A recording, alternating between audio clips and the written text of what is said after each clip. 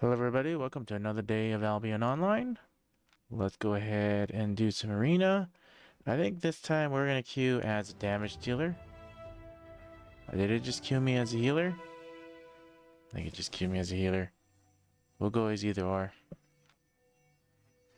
If we're gonna go in as a healer, I just have to switch just a few things. Not a big deal.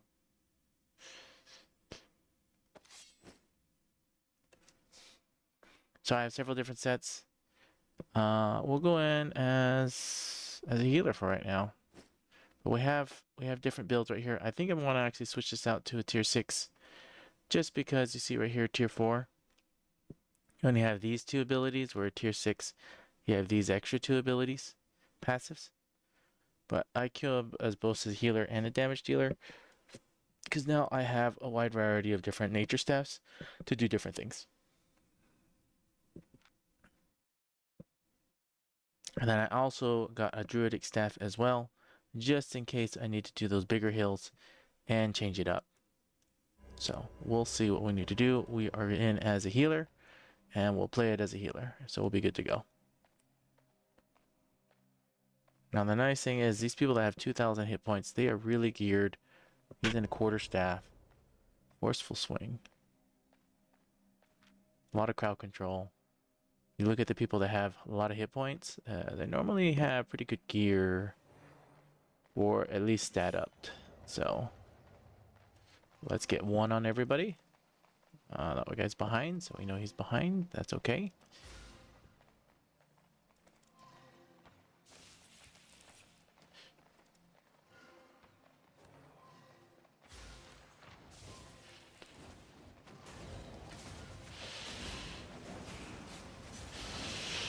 W key this, E key. Oh, they got me on that one. That's okay.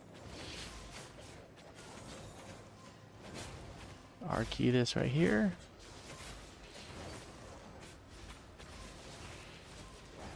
The third one on me. I'm ready for it. W key as soon as I can. E key up. Full team healed. Eat mine. Put the D key right here for the team. They all moved out, but that's okay. Put this back on him.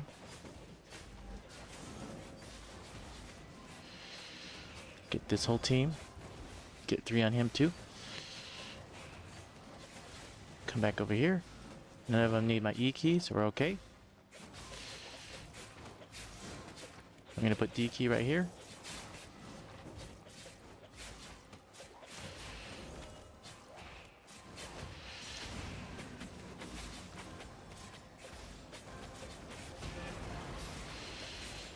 Heal up the team just like that.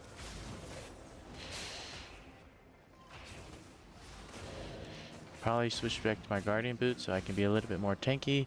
We'll see what we need to do. I need to do the 3 more. Okay, at least I got him back up. The D key down again.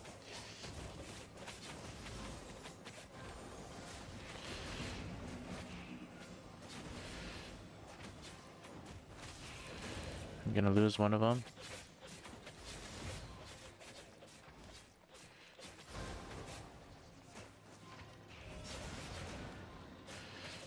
Uh, 4 versus 2. Not gonna be able to help you much. We're gonna wonderlist this out. We got okay, people are back here. That's fine.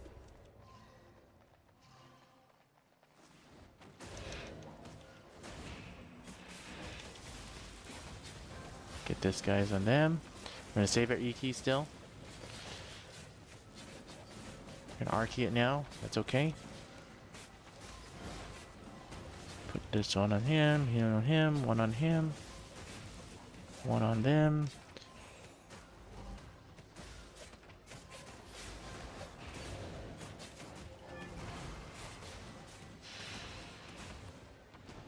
I got my 1 key in case I need it for resistance. Put 1 more on each person. Got 3 on me. W it. They now have 3 on them. E key. Everyone's fully healed. Put the D key right here. Gonna R key this. Put one more on each person.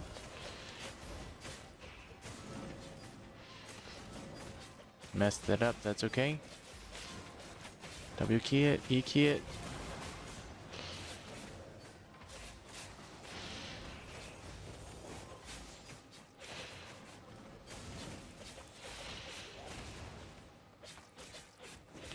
Put a third one on me now. I'm gonna W key this again. E key this again.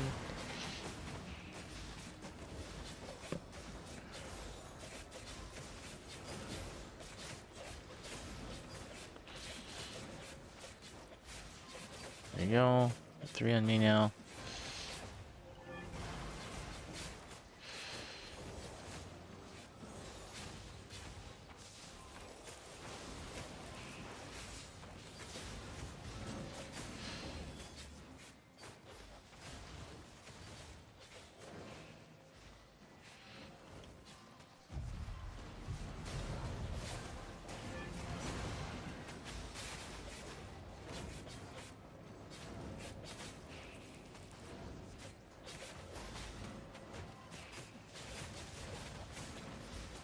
We are definitely surprisingly losing. I don't think my team has enough damage. Or something, or is it just me?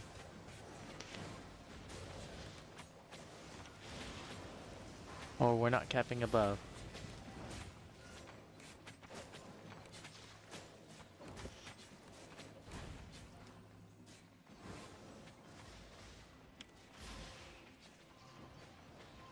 Let's come here.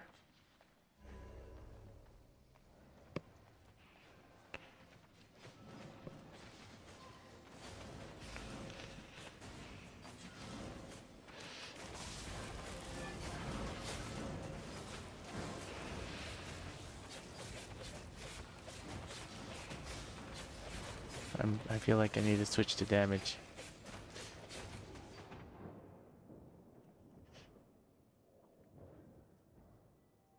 I feel like I need to switch to damage.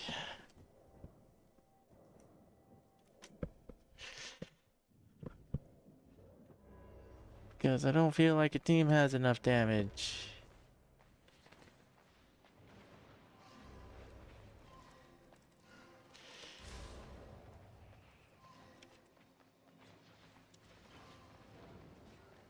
I should switch to Guardian Boots.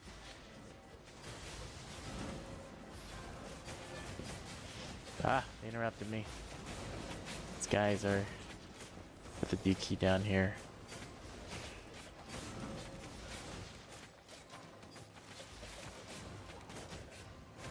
I see a lot of whacking. I don't see a lot of abilities from my team, so... Ah, interrupted me again. These guys are...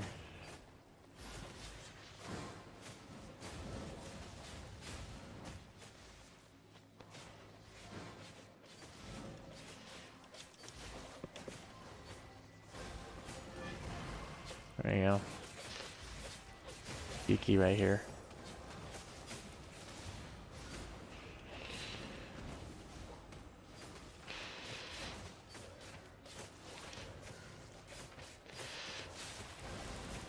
Yuki that. Ah, I got interrupted again.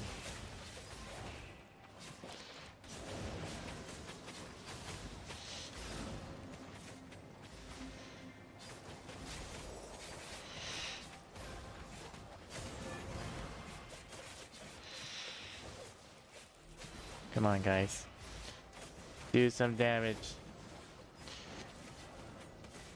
Thank you for doing some damage.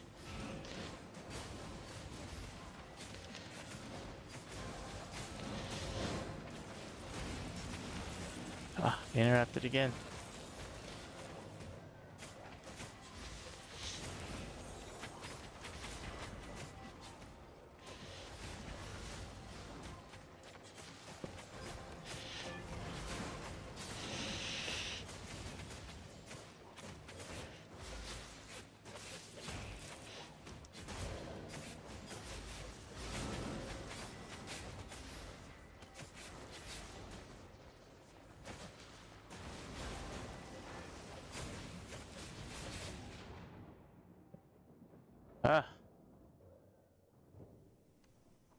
Nuts, nuts, nuts.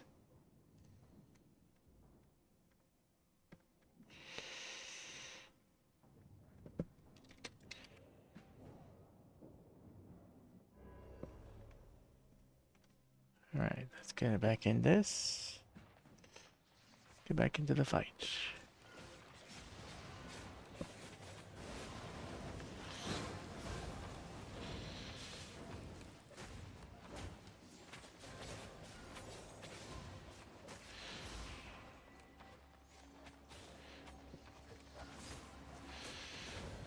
Ah, couldn't save him.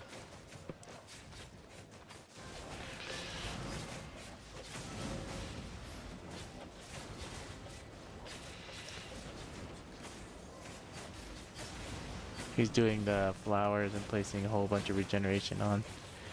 You get a lot of healing, that's for sure.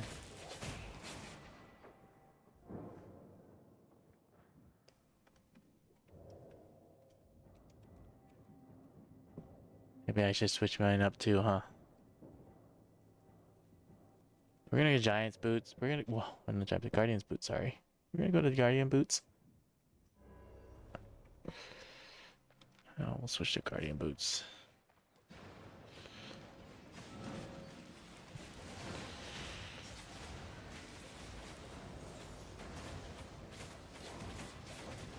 I can switch to that too.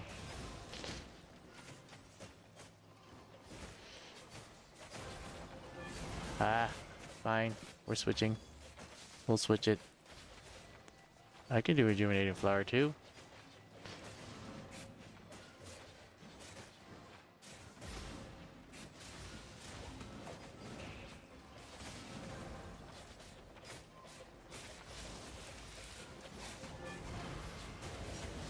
I have a ton.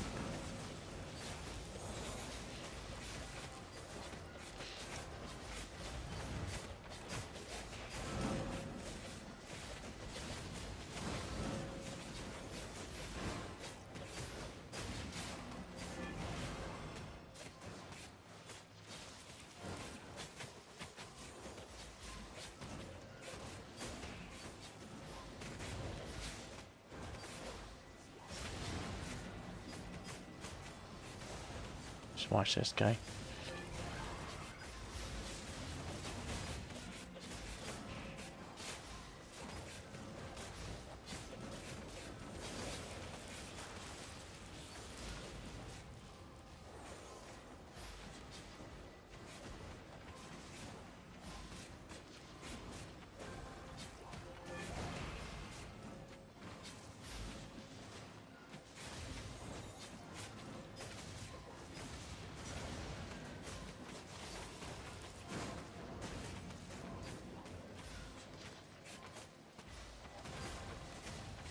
Save our Iki.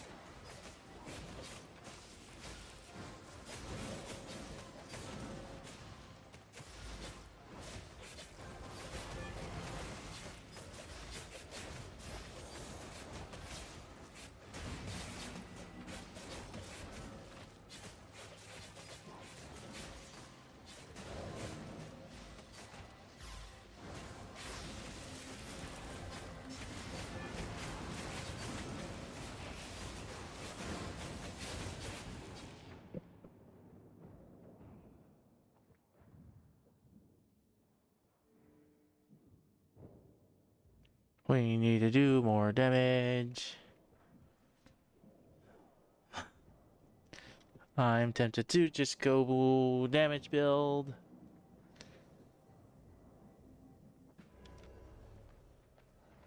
I'm fine. You think we're gonna lose? Then let's go damage.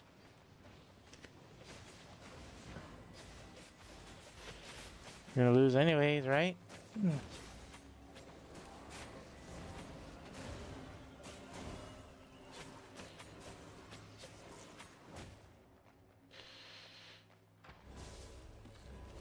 fine. We'll switch it up. We'll switch it up. We're doing damage now. Come here.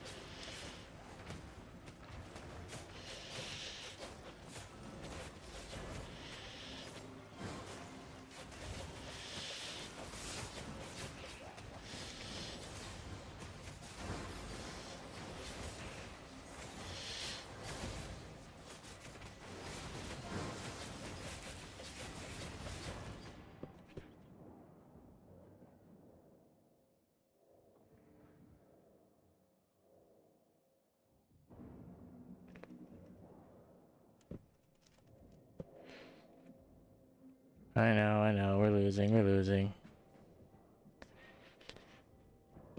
We'll switch back to healer now, but...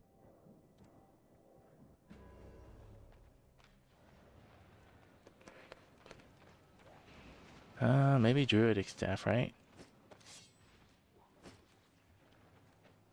I'll give it a shot.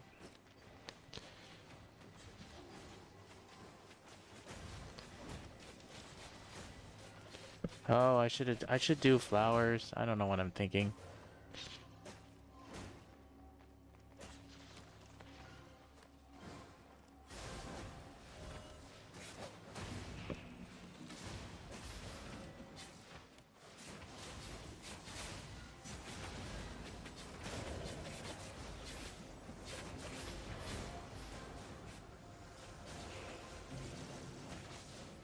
I don't know what I'm thinking.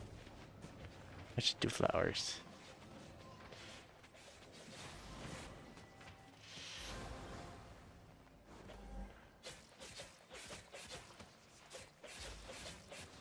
This guy's doing skill shot flowers. I should do skill shot flowers too.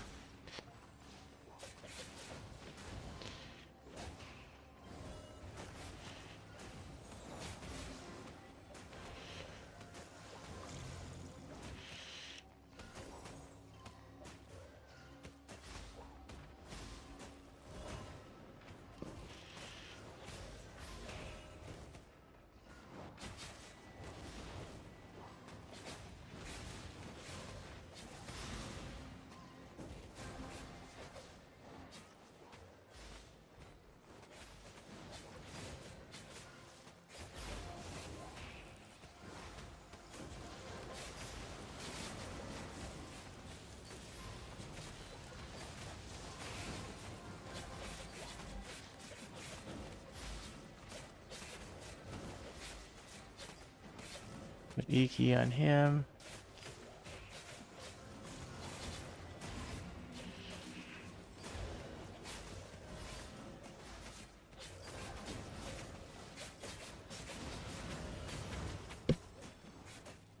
Yeah.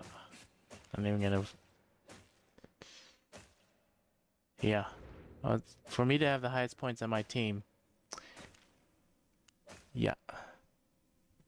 Alright, let's queue in as a damage dealer this time. Because I don't want to queue as a healer, I want to queue as a damage dealer. And I want to go in... Blight Staff. I want to go in with this build. Someone else can be the dedicated healer for this one. And then, you know what? If they're going to do Rejuvenating Flower, I can see the power of Rejuvenating Flower. At the same time, it's also very difficult to do Rejuvenating Flower with that. There's goods and bads to the Rejuvenating Flower. We'll try it. Like Abe was doing that build. And then instead... I guess the Cleansing Heal. Is that what he was doing? Cleansing Heal is probably better. Okay, we'll give that a shot. We'll do Rejuvenating Flower, Cleansing Heals, backup. right? Flatlands from a radius, target position, healing, and then based on the number of rejuvenation charges, all crowd control effects. As well as... Okay, yeah, we'll give that a shot. Give it a shot. See how this does. Was trying this to rejuvenate major resistance. We'll see how this does. I don't know if hit and run. Move speed is good for this. Healing. Honestly. And then instead of... we'll think about it. We're trying to think of a better build. And Bandit Assault has begun.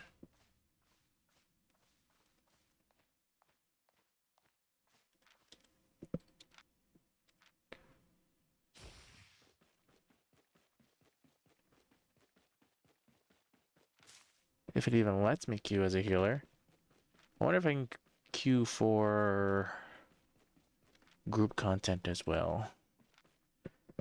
Arena on Friday, Saturday, and Sunday seem to be the hardest. It seems to be the hardest, period. So.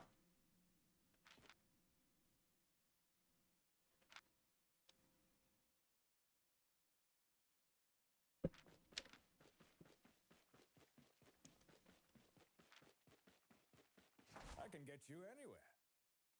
Get on.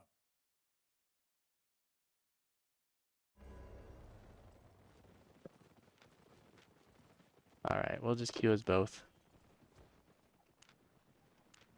We'll queue as both.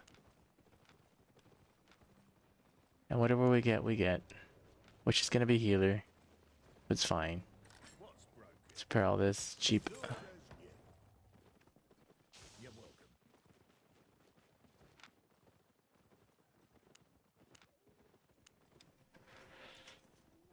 Doesn't let me queue as a damage dealer in this one either, which is kind of sad.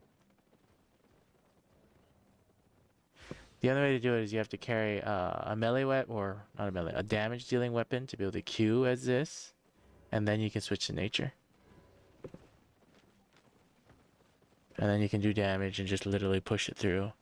Because I can speed through one of those real quick, which is an easy 20k.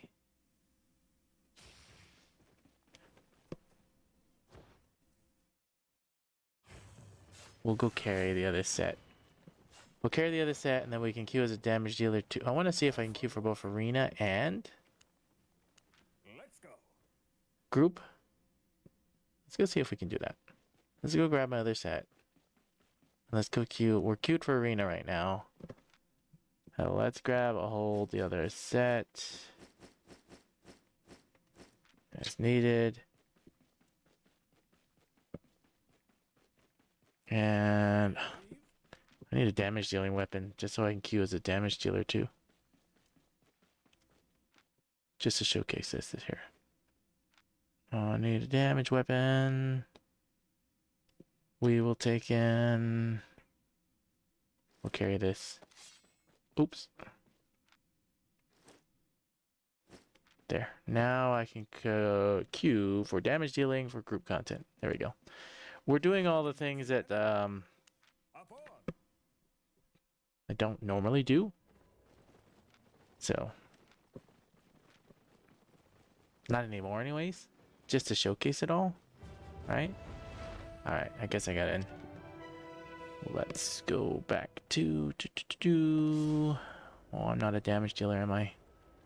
We are going to be a healer. We're going to do nature staff. Ready that up. We'll do guardian boots and that way. There. That's now I'm a healer build. We're going to do skill shots with flower because that guy was using rejuvenating flower and...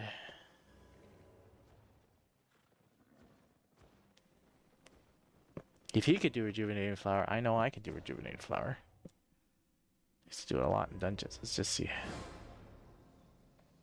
Wait, what?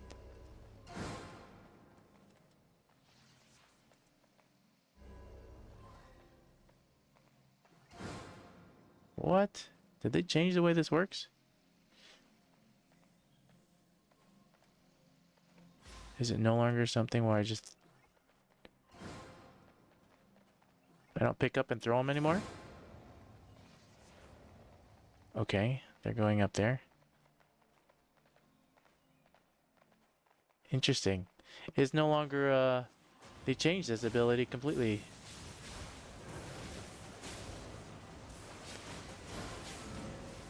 They did change this. I don't know if this is gonna work the way I want it to anymore. Interesting. It's now a skill shot and just explodes right away once you pick it up. It's no longer, they changed that, huh? Now that's definitely different. Oh wait, maybe I can pick it up. Okay, that just makes it a third flower. I got it. Why can't I even do WT? Am I silenced?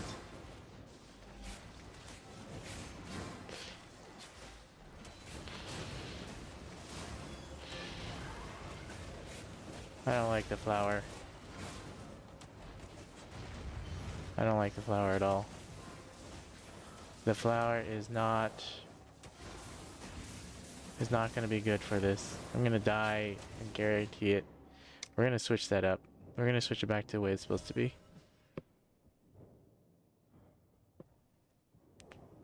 Let's switch it back. No, I'm tempted to just switch this back to the way the build's supposed to be. Okay. The other guy could do it because the other team wasn't doing enough damage, but these guys are doing plenty of damage, so we need to switch this back to our original build. We have a whole bunch of different weapons, so we can totally switch it up depending on what we need to do. But yeah, we're already in a losing state. And I'm gonna take full responsibility as the healer. It's my fault. But these guys are also running all over the place. It's kind of weird, but we'll WQ that up. Get these guys up back in the fight. He's big. Make sure 2's on him. 2's on me. Put 2 on him. Third one back on me. They don't really need much healing. We're just gonna put 2 on him for right now. We'll W key it. Now they all have 3. Save our E key. Take that guy out. And help with attacking, doing some damage. D key right here, help this guy out.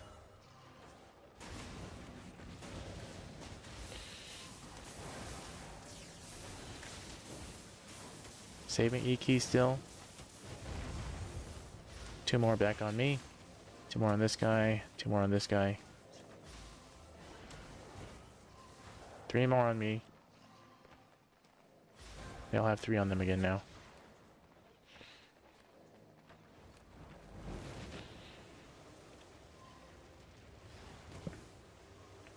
That's reward after match. The reward after arena match. Oh, what is the reward? These things, these silly things. You get a royal sigil. Get some little books.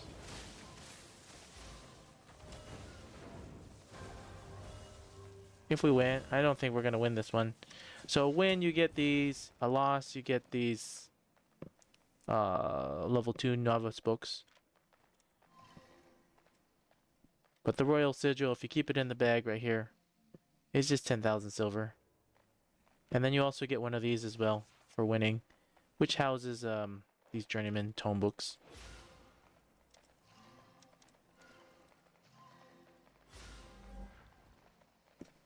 Answer your question? Chocobo, I can't even pronounce your last name, I'm sorry. Kawatawasiki? Sorry, I probably butchered that.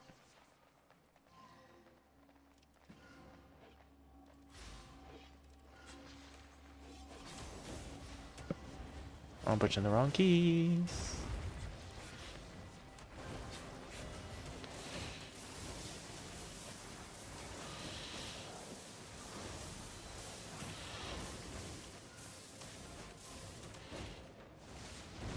Get 3 more back on me. W key, E key.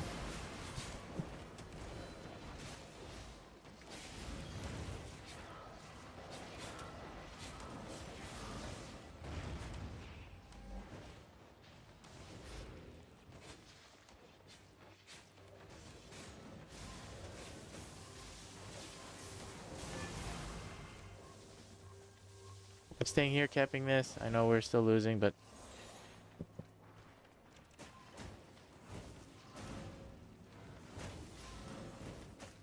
that's what the other team, or at least my aggressive guys or the offensive guys, should be doing. They should be capping ruins. I know they're fighting and fighting and fighting, but and this tank should be capping ruins. That's the main objective of it, because it's all just about capture the flag in the sense 3 different spots.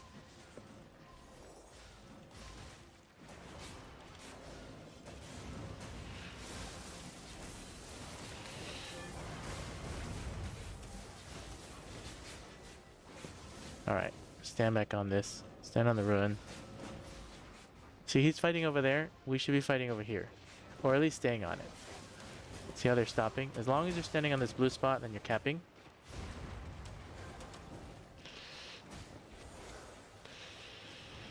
Just gonna whack, whack, whack. Put at least 2 more. Like, see my team? You need to do burst damage. That guy went a visit. Okay, so then we cap that. We're not essentially winning, but we're only down by a few points. We could still possibly pull ahead. It's still possible. Not likely, but it's still possible. Go heal this guy up. He's at least going for the ruin. See, this person's smart. I'm going with him because we're going for points. If those guys out there die foolishly, it's because they don't understand arena. Which is fine. I got 3 on me. We'll pass it back to him. Heal him back up. R-key this. I'm gonna hit this guy right here. I know he's a healer.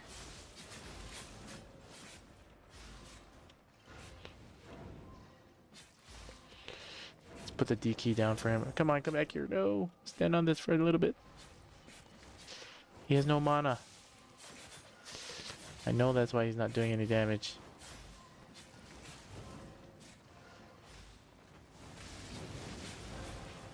W key that. So they all have 3 on them. Put 2 more back on him. 2 more on me. Put 1 on each of these guys. 3 now on me. We can now heal this guy. We now have that.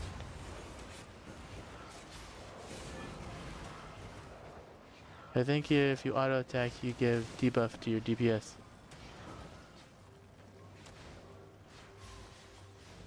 With Nature Staff?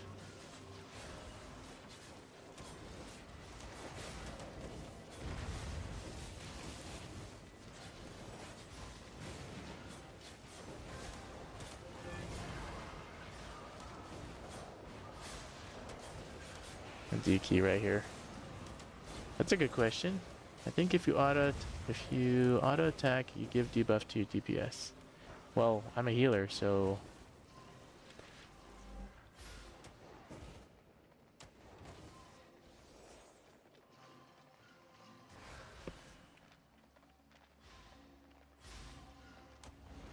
I'm going with the team, even though you guys gotta stand on this. Stand on this. Stop them.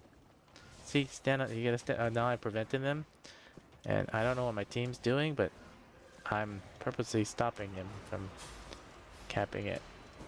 Even though we've definitely lost this, unless my team gets super, super smart.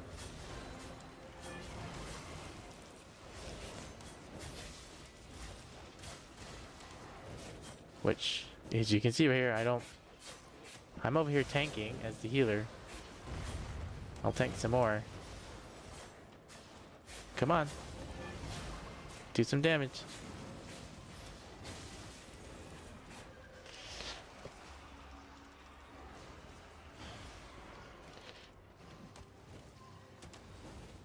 Just doing my job.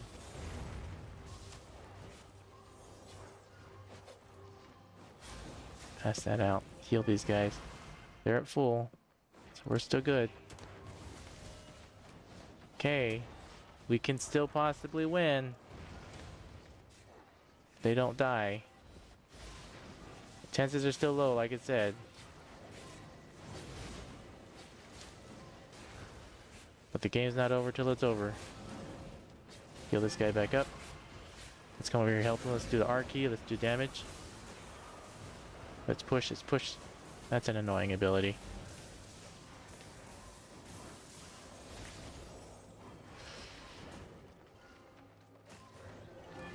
You're okay. Don't run. Keep fight. Keep fight.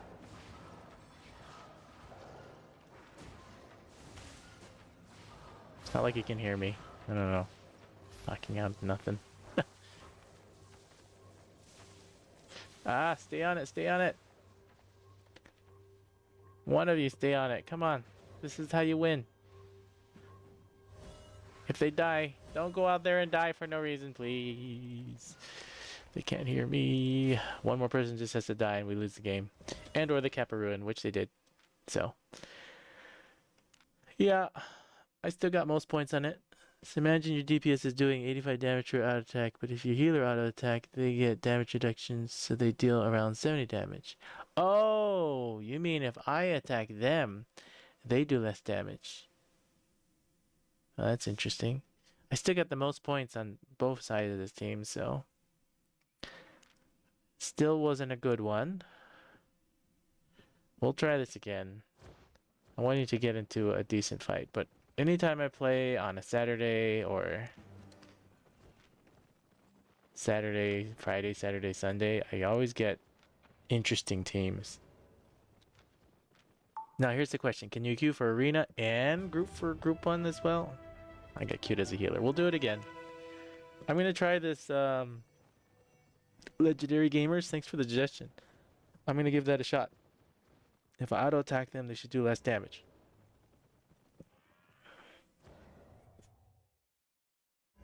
We'll give that a shot. I'm full healer build. I'm gonna switch this to invisibility potion for now. My omelet's almost out, so I'm gonna eat another omelet. We'll try this again. We'll see if we can get this. We'll see if we can do something. I should probably buy a book too. And what I mean by book, I mean this right here. I should probably buy a book and use the tome combat. Just so I can switch it out as needed. In arena if something comes up and I need to switch it.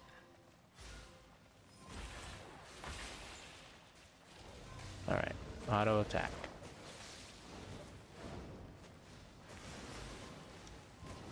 This guy's way out here. Okay, put that on them.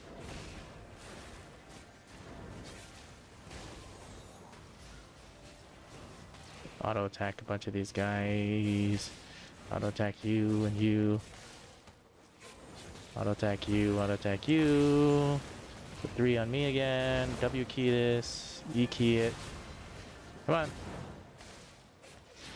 I'm gonna R key this one single guy right here. Get 3 more back on me. That's not a teammate. Auto attack this guy, auto attack this guy. I'll attack this guy.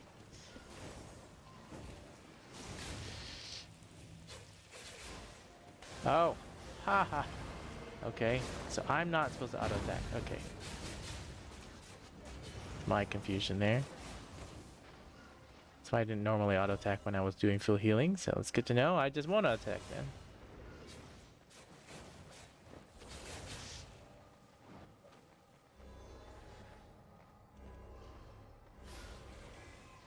We're down by 2 points.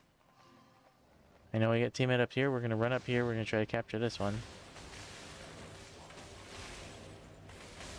This guy's doing good. He capped it. Good job. Heal these guys. We're going to go with these guys because they're with the enemy. The archer up there seemed to be able to solo pretty well.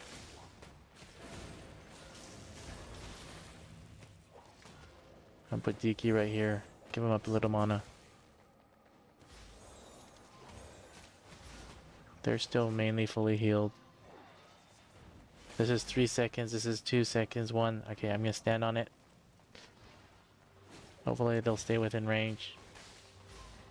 Come on, come over here. I don't want to walk off it. Come closer to me if you need heals. Good job. There we go. Capped it. Good to go. Come save this guy-ish.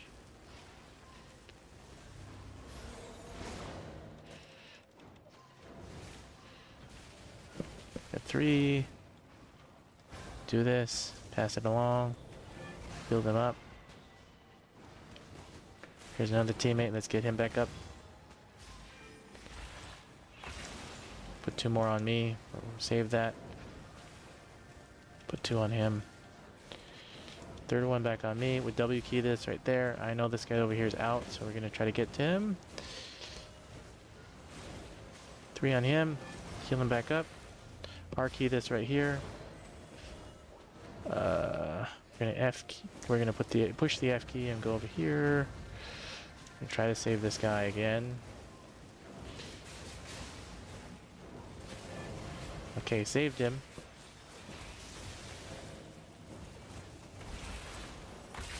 Push the D key right here.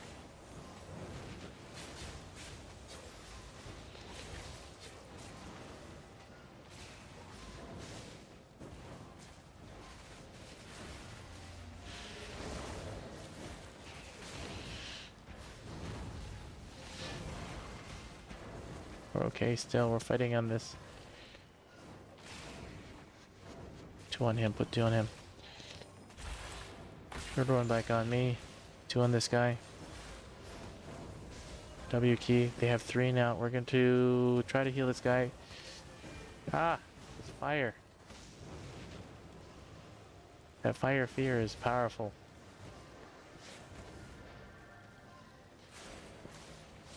Did we cap that? We did cap it. All this fire fear.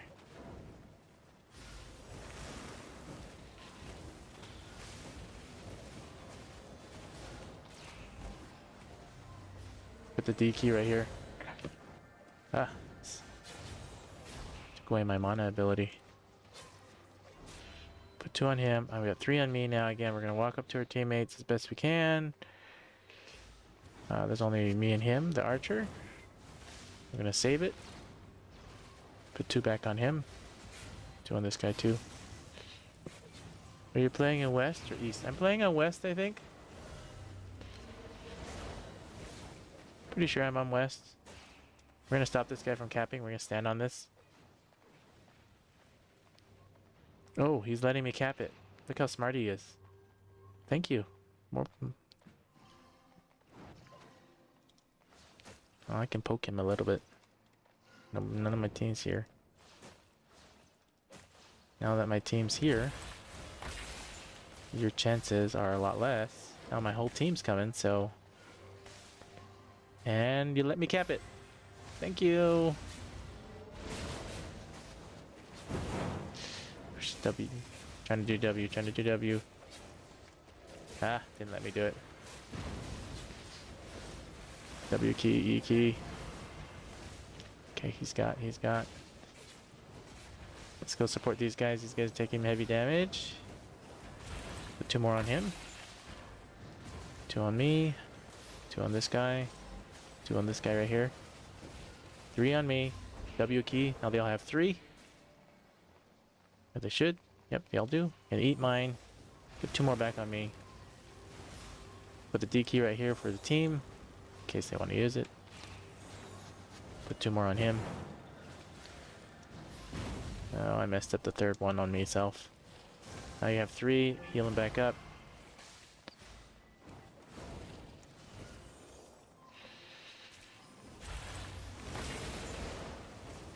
Two on me. Put 2 on this guy. 2 on this guy as well. 3 on me now. Pass out all 3. Heal these guys up. Okay, don't chicken out. Just keep fighting it.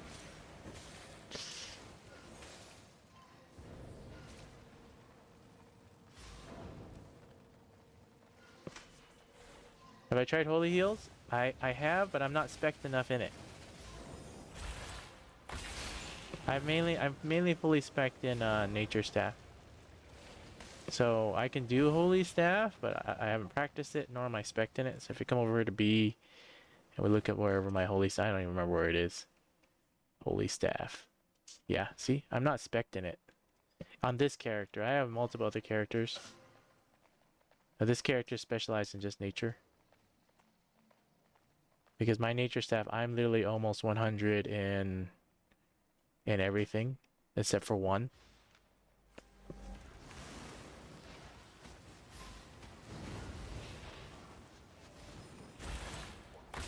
But yeah, Holy Staff is definitely better for PvP. That I have definitely come to realize.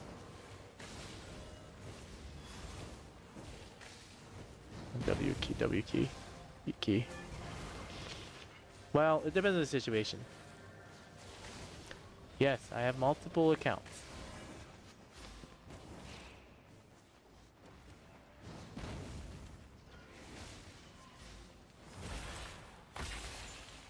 I haven't played in my other accounts for streaming, but yeah, I have multiple Albion online accounts. I mean, they're all free, right? So you can play multiple guys and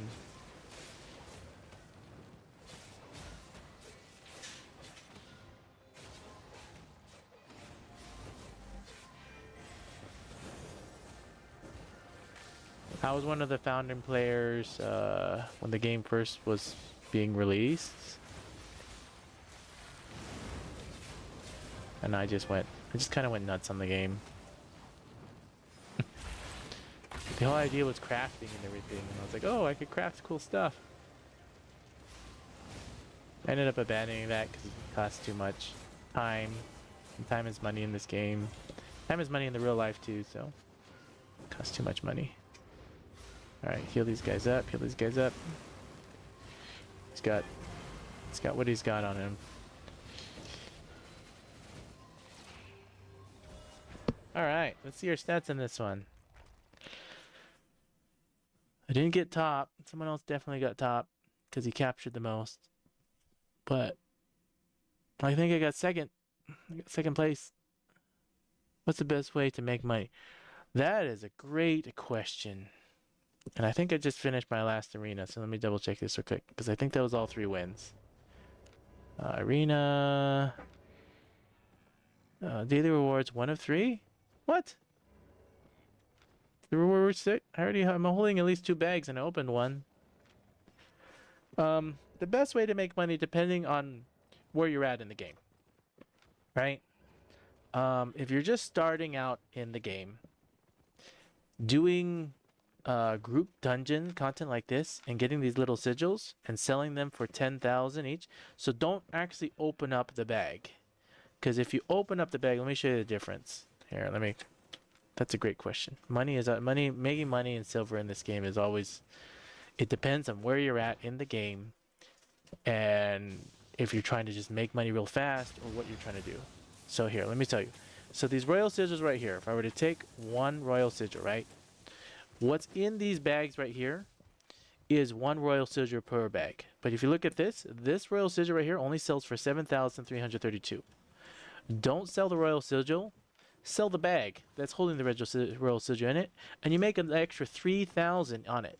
So these royal sigils you get from either doing arena, you can get from group content. Here, let me show you this group content and let me blaze through one of these really quickly so you can see. At lower levels, the fastest way to get some money in the beginning is literally come over here and queue up for something like this. You only need 250 item power to do tier 3. Okay? This expedition is a lower level one. These are higher level expeditions. And what I like to do is I actually like to queue to do damage. So that's what I'm going to do. I'm going to queue to damage. And you do one of these group contents. And what this does is you play with other players and you go through a dungeon and you get these royal sigils. I say at the very, very beginning, that's something you can do by yourself if you're playing by yourself, right? At the stage of the game where you don't know what to do, you're trying to make a tiny bit of money, make some money. Once you get enough money to buy at least some gear, for example, tier 4 gear, which after you sell enough of these royal sigils for 10,000, you can get T4 gear. Once you get T4 gear, definitely come over here wherever faction you're in, and flag for the faction you're at. Now, the question came up too is, well, how do I know what faction to choose to flag for? So if you come over here, there's a little button right here, and you go Faction Warfare, and you open this up, and you click on Details right here. You'll notice that right here, point gain, depending on what server you are on, right? Because everybody's on a different server, is how much faction points you get. Now, the main reason why I stay with Fort Sterling, is where I'm at right now, this white one, is because I get 114% point gain while I stay faction flagged as Fort Sterling. Now, the main reason why these points are so important is you come over here and you can buy these chests, and these chests have many different items in them that are super valuable. Let me buy one right now so you can see it. I buy a chest, right? And I open up one of these chests.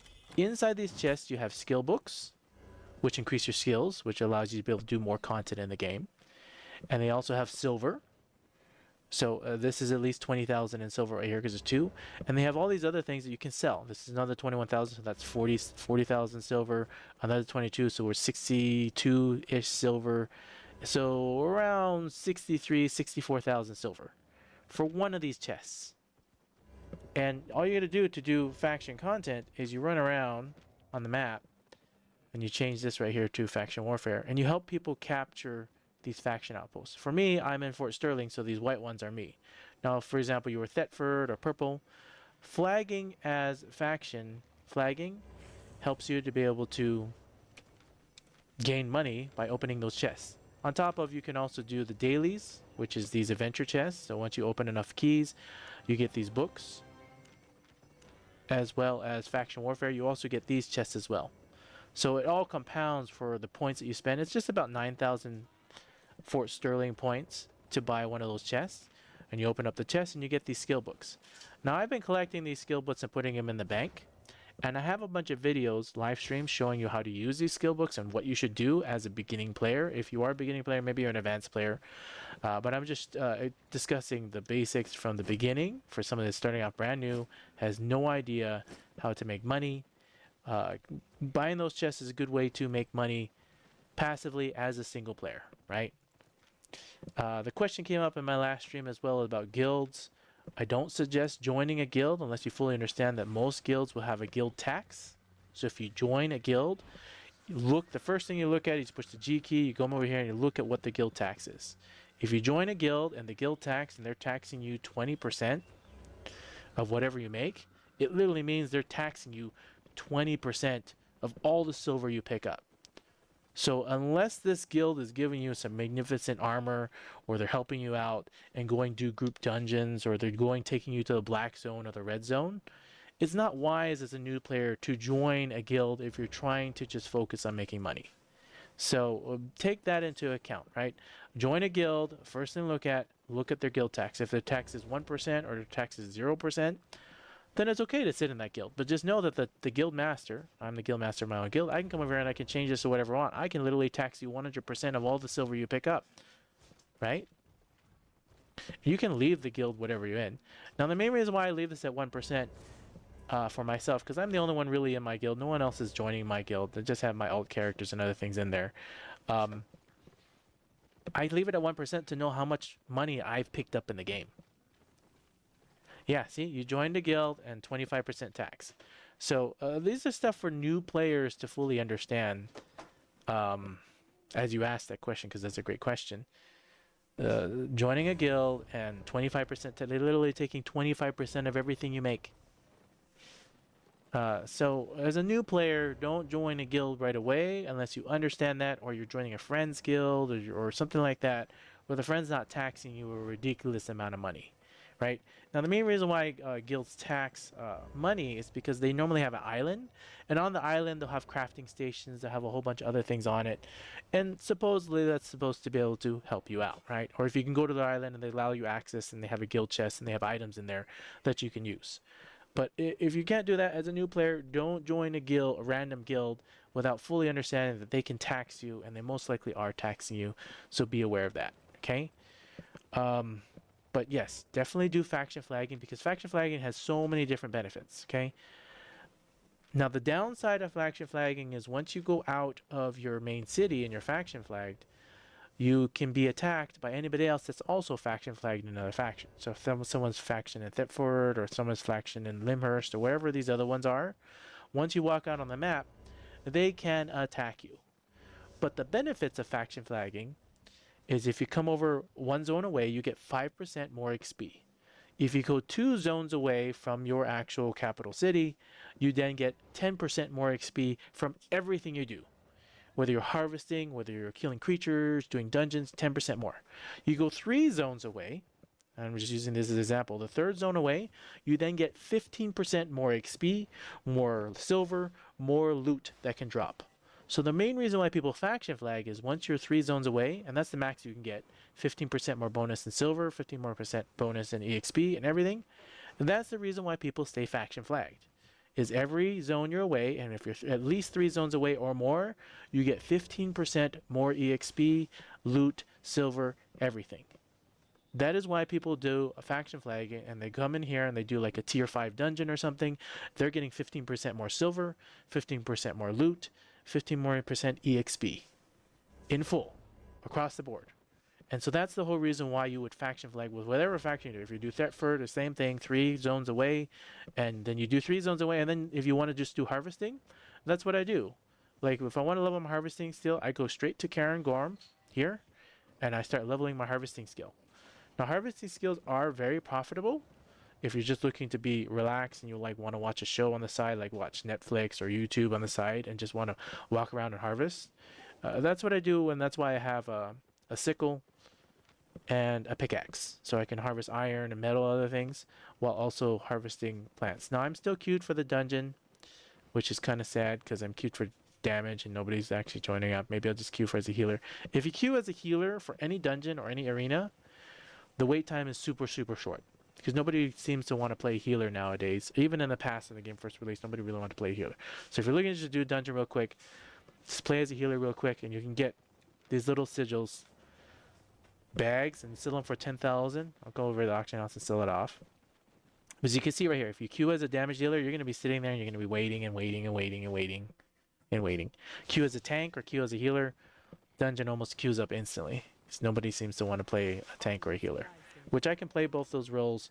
I just wanted to showcase that if you queue as a damage dealer, which is what everybody wants to do, you're going to sit in the queue for a long time. Okay, now that I've explained beginning and a little bit of mid-silver, let's not discuss about how to get lots of silver, right? Big time silver. Now, there's many ways that people can make big time silver and huge amounts of silver. One of the fastest ways to make big time, huge time silver is to come to the black zone up here. Now, the black zone is a place that's very dangerous. It's dangerous because when you go into the black zone, anybody can attack you, regardless of the faction or anything like that. And they definitely want to attack you because when they attack you and you die, everything you're carrying on your person and in your inventory drops on the ground and they can pick it up. Now, that's why it's so profitable. So people come over here to the black zone, and to get to the black zone from Fort Sterling, you come over here, see the world map. You walk over here and you walk into this area up here. You walk into this zone over here up here. And just be aware the black zone is very stressful and not for new players. New players that have no idea what they're doing is what I mean. But if you come over here, then you enter in to here. You then enter into what we call the black area waiting zone, right? This is the waiting zone. They have all the different auction houses and all these other different things that you have. Now, each one of these exits right here allows you to exit out and go into the black zone, okay? For me, I'm up here because I queued in Fort Sterling. And as soon as you walk out on the map, you are instantly flagged and ready to be attacked by anybody. Now, please note, everything in here is either tier 5 and up. So you have tier 5, tier 7, tier 8 stuff. But anything you fight in here, you get exponentially amount more EXP, silver, and loot. Now, I don't have the actual thing here, and I don't really want to walk out onto the black zone while I have my tier 8 gear with me on me, because that would be very unwise. Because, again, if I die while holding this out there, it drops on the ground and someone can pick it up, and all of a sudden, you just became a multi-millionaire in Albion Online from picking up each one of my pieces of gear, which each one is worth millions, right? So definitely don't do that in the black zone, but the black zone is very lucrative and very profitable. I need to figure out where the back area to get back to Fort Sterling is. This is the dungeon area, I'm pretty sure. Yeah, I'm already queued for dungeon. Oh, it says start. The group is complete. I'm gonna start. Okay, so now we're doing the group dungeon. This is again for the lower tier content. Now I'm gonna wear my tier 8 gears just so I can blaze through this thing super fast. I'm queued as a damage dealer. Or should be. Expedition started. Did I queue as solo? Either way. I can solo the whole thing. Yeah, I'm a damage. See, I'm gonna queue as a damage dealer. So I'm just gonna blaze through this thing real quick. I queued up for the highest level to a tier 6 dungeon. Now this is nothing compared to a group dungeon.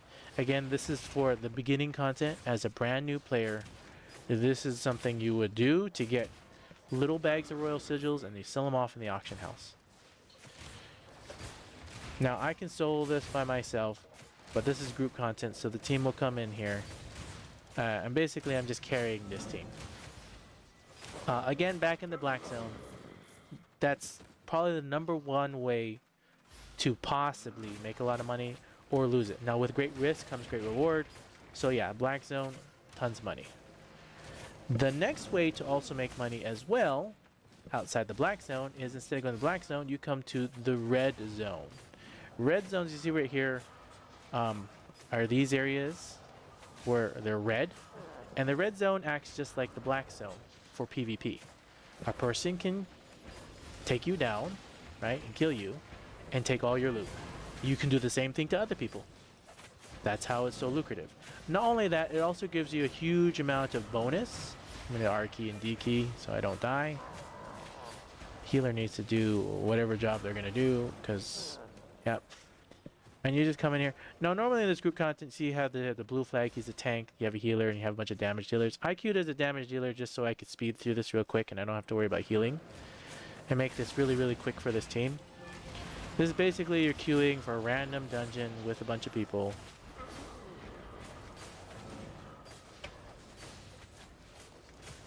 And just blazing through it.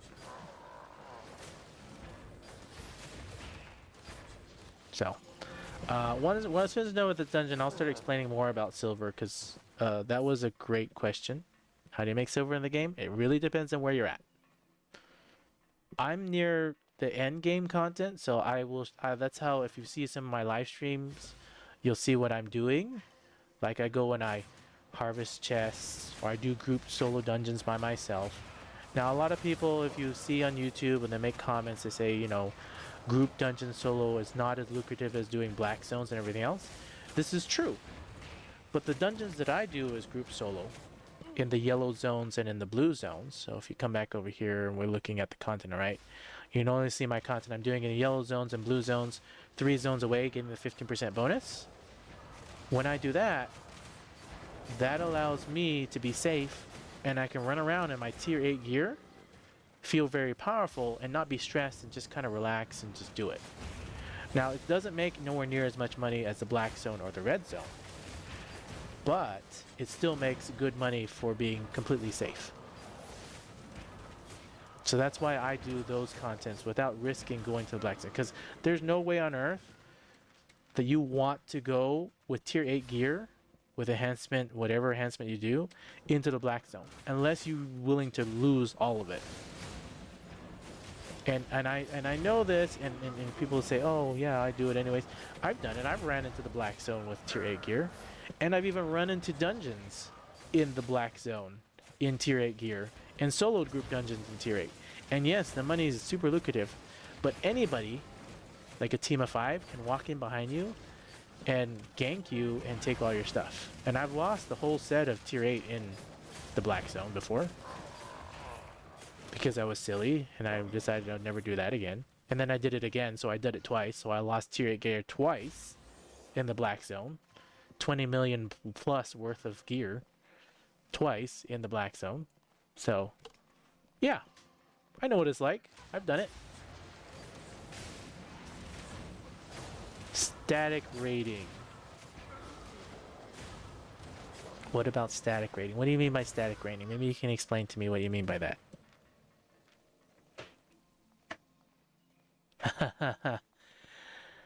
Oh, I wasn't going into PvP. I was going in to do group solo dungeons. And then when I died, I was in the group solo dungeon, deep inside a group solo dungeon. Oh, well, a group dungeon, soloing it by myself. And a team of 5 PvPers came up behind me and chased me down and killed me while I was in the dungeon. So, I only went to the Black Zone to do group dungeons by myself to try to make money. I wasn't there to attack anybody or anything. Now, normally when I go to the Black Zone, if I want to fight other people, yeah, you go in as a team with other people. A couple other friends, go in a Black Zone. Very lucrative. I'm mindlessly playing this right now while also talking, so if I'm not doing very good in this dungeon, I apologize. Not even gonna wait for this guy.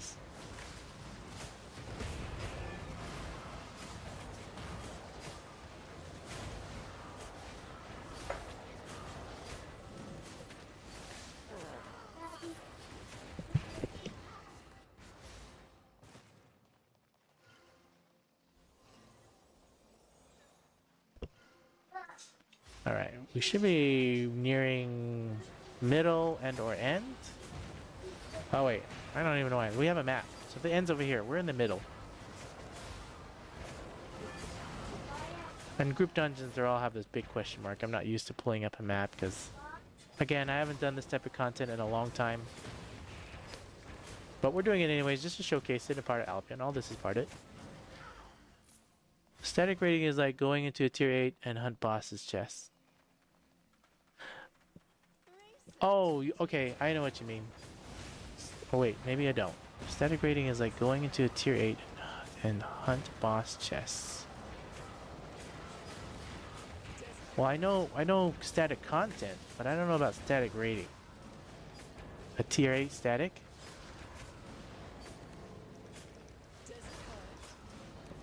You mean those maps? You mean coming into these group dungeons and queuing up a map? I maybe have to Google that. I don't know what's tier 6, tier 7, tier 8. Oh, you mean in the Black Zone?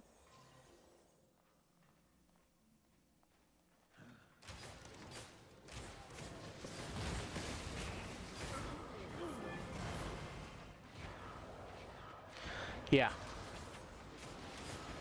I had somebody that did those, which is, again, the stress level in the Black Zone for me is not worth it. I don't like going in and always worried that someone's gonna come up and kill me and take all my stuff. For me, I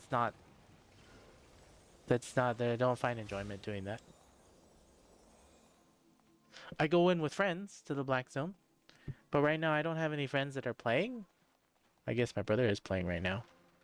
Maybe I can actually ping my brother and get him in here. He can join the live stream.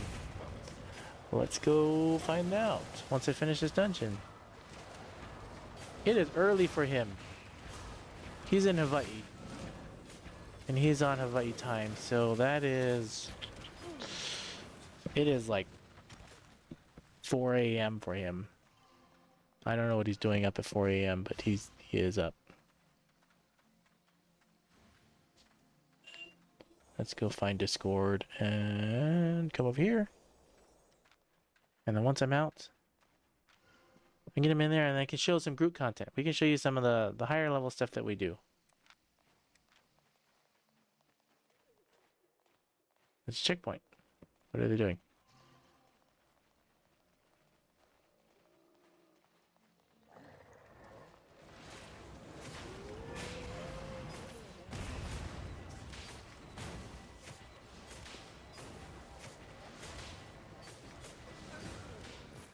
Plus, when you go into the Black Zone, you're going to want to wear lower tier gear, like tier 4 gear, tier 5 gear, whatever you want to take into the Black Zone. So you get silver that way. Oh, all this knockback and pushback. Alright, Let's just focus this down. Let's clear this dungeon out. Let's see if I can get my brother in here. We'll get him in the live stream.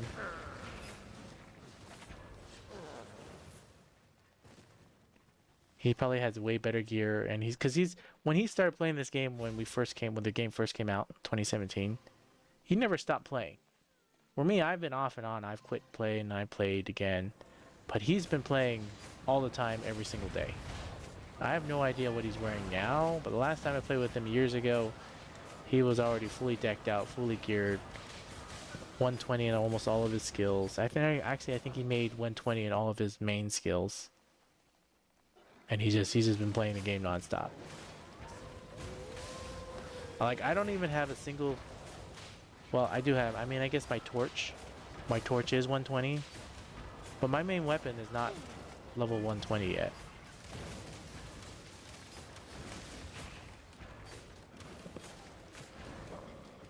Starting is like going into a BZ static hunting bosses. There are 3 types of yellow, orange, and red, and you go and you hunt them. I got in 7.3 gear, 35 million per day. Oh, yeah, I've never done that. That's content I've never done. That needs to showcase and to do it. But yeah, I've never done that content. Not in Albion Online, anyways.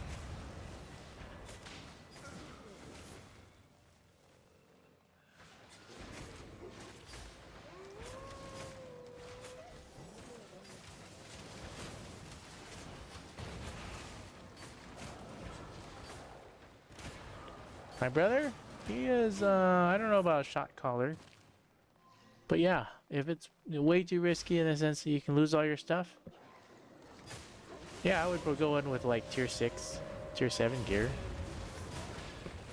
That's affordable.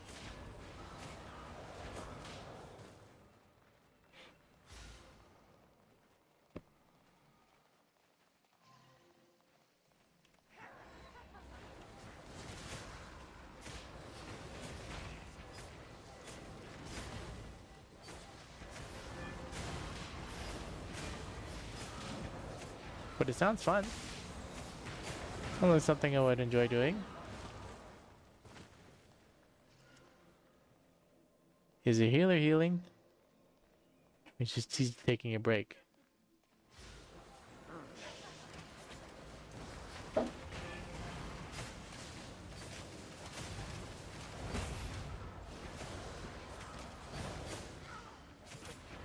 He only has one job.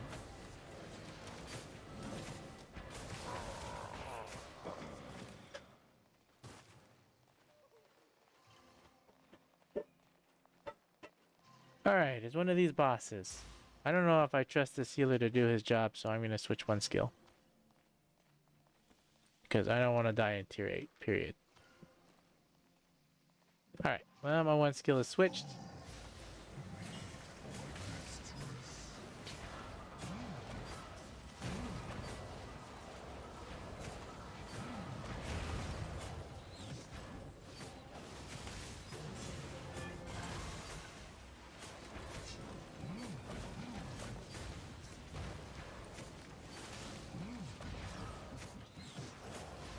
Again, I don't trust this healer, so I'm going to heal myself. Okay, there we go. Alright, that's the end of this dungeon. I don't even know if there's a... I don't think there's a chest, is there? Yeah, there's no chest. So once you finish, you come over here, you come to the portal, you exit out, and you'll get another one of these bags.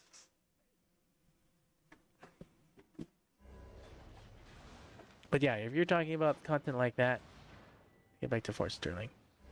There it is, it's in the middle.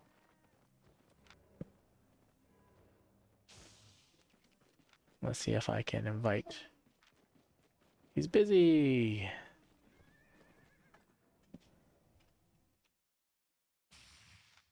Let me message him.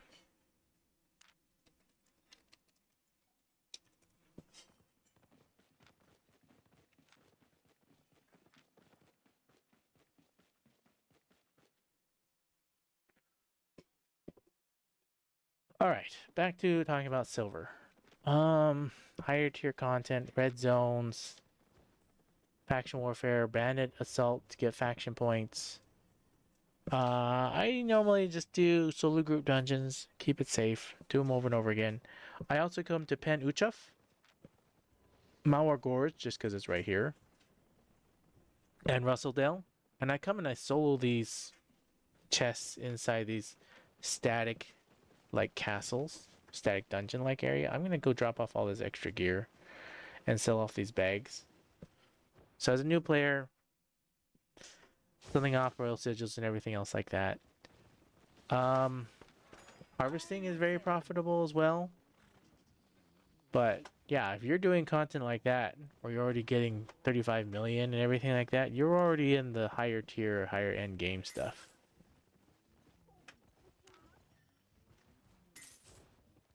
Let's sell all this off. Let's sell off this royal sigil. And you see the sales even less, 6,672. You see that?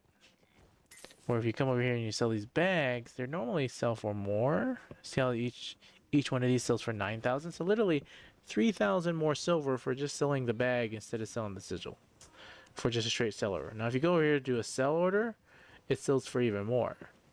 So we're gonna get it down to like 12%. Because I'm in no rush to sell them. And then you sell them off. Just like that.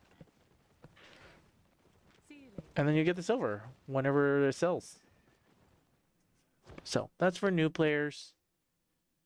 Players like me that have been playing for a while. Yeah, harvesting chests and doing in-game content is how I do it. Hold tight.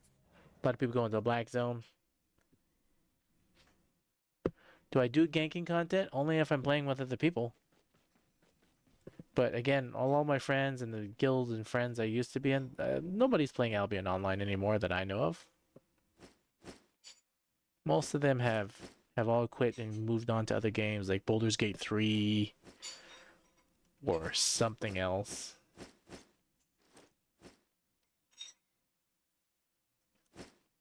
Let's where the there. Well, that's why I was doing bad. I didn't have my roast pork going. Open up these for the arena content. Put this in there, and then I think that's how I want it, right? Just like that. I'll put this in the chest too. And then I do want to keep this. There we go. There we go. Now I'm back to wearing a normal gear set. Ganking is, I would say, you would probably definitely want somebody with a hammer, a mace, or gloves, or staves to do ganking very well. Have I done ganking content? Not a lot. I only do it with, so I have another brother that also plays. He's big into the PvP, like Black Area Zone. I'd go in with him and then we would go gank people. Because he does maces. Maces and hammer. A lot of crowd control.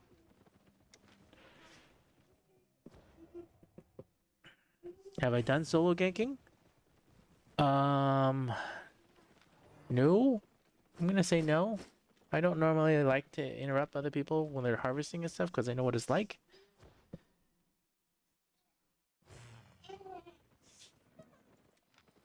But I've had other people try to gank me and then I end up beating them many times.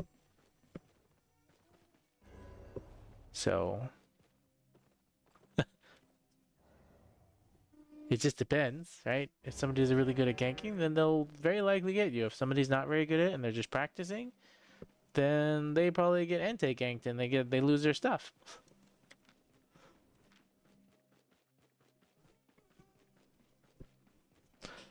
But a lot of times, solo gankers, yeah, it's only when you get solo gankers that happen. Because a lot of times people are gonna gank you, and they're normally with a team or a group of people.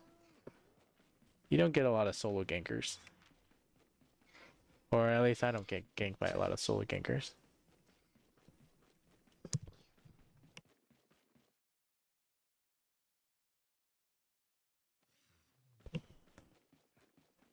My kid's over here whispering to me, I want gimbap, I want gimbap. He wants me to go to the store and buy him. He wants me to go buy lobster. He wants me to go buy crab. And he wants me to go make sushi. Which, I guess since he's been begging me all week, I should probably go do that. Anti-gank by 833. I got anti-gank by 833. Yeah, it's... Once you're in, if you're wearing... If somebody's wearing 8.3 gear, chances of you being able to gank them solo are not very high. Unless that person wearing 8.3 gear really has no idea what they're doing. They kind of just bought it. But for me, I come over here and I solo outposts. Because I find enjoyment with that. And I get faction points. So we're going to come over here. We're going to attempt to solo this unless somebody comes and joins us. I like to solo outposts. I like to come and harvest chests. And I like to solo group dungeons. That's where I find my enjoyment. In Albion Online. And then just wearing high tier gear and feeling really strong. It's because a lot of times when I come over here or do things like this, somebody will come and they'll try to... Oh, I'm not even faction flagged. I'm running out here and I'm not faction flagged. Oh, this only works when you're not faction flagged anymore. That's the change. Disabled if you're flagged for any faction. Okay, that was the change. Ah. I don't want to spend 48,000 silver just to walk all the way back, so I gotta go back and get faction flagged.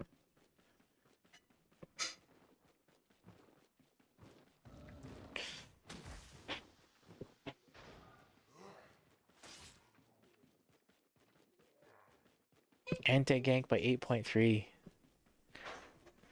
Anybody that's wearing tier 8 gear has been playing the game either for very long, or they spent money and got gold and sold the gold off for silver, and they sold all their gold for silver. Or they're a founding player and they had those cosmetics. So if you have a bunch of cosmetic items, and they sold their cosmetic items back when you were a founder. Which they don't offer anymore. I don't think they have any more cosmetics that you can sell on the market that I've seen drop easily.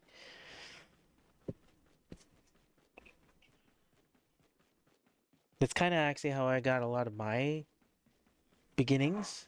As I was a founder, I had a whole bunch of cosmetics that I just never used. I just kept them in the bank. And then all of a sudden I waited a couple years and then I came back and then they were worth millions. So I was like, oh, okay, well, I'll sell a piece of cosmetic gear and then I can buy more stuff. I hear you whispering that you want Gimbot Kid.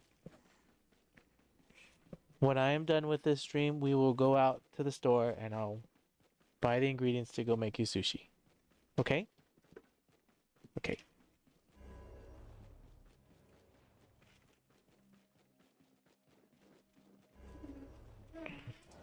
Yeah, I don't skip on making sushi. We go for the lobster tail, crab, put daikon in it, avocado, carrots, eggs. We do the whole thing, cucumbers. I have lots to trade. What am I doing? I'm faction flagging. I'm over here thinking about food right now. Thinking about gimbap. Or in many cases, sushi. I don't know why he doesn't call it sushi, but he calls it gimbap. Alright, flagging up. I'm now flagged for Port Sterling. Okay, full circle on what I was explaining before. Once you flag, you come out. This is again for new players. I know legendary gamers, you've been messaging and you're already in the tier 8 plus content. But for new players, when you faction flag, you see right here, 5% more fame, silver, and loot for participating in faction warfare. The downside of faction flagging is if anybody else from opposing faction can attack you, they can attack you. And you can die. Now, if you die in the blue zone, which is this is a tier 4 zone, or if you die in a yellow zone, it's no big deal. All it costs you is 10% repairs on everything you're wearing and everything that's in your inventory, including your inventory. Durability drops down by 10%. That's not a big deal if you're wearing tier 4, tier 5 gear. So there's no reason not to be faction flagged in tier 4, tier 5 gear running around doing content. Because if I'm 1 zone away, I get 5% more fame, silver, and loot.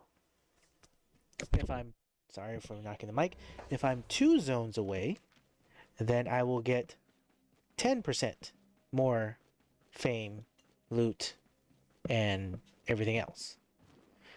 If I'm 3 zones away from Fort Sterling, then I get 15%. And 15% is the max amount that you can actually get. 15% more silver, 50% more XP, 15% more loot. So definitely worth it to faction flag and do that. On top of, you get faction points, which you can turn in faction points to buy faction chests, which has items that you can sell, materials, and skill books to help you level up. Highly recommend it for new players and advanced players alike if you've never faction flagged before at all. The 15% more loot and XP also applies to harvesting and picking things up. Someone already capped that. And you see right here, I'm only considered 1 space away from Fort Sterling, which is right here. I'm only considered 1 space away in Pen Uchaf, which only gives me 5%. But if I go 2 more zones away, then I'll be 3 zones away, and then I can get far more XP, loot, and everything else.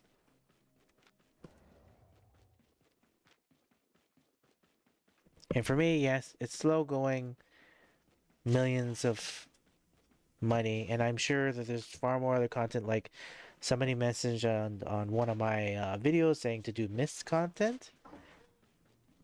I've never done mist content in a sense where it's just like the black zone and red zone. You can risk somebody coming in behind you and ganking you, but I'm sure you can make a ton of money doing that. Maybe I should go learn how to do that and actually go do it, showcase it in one of these live streams.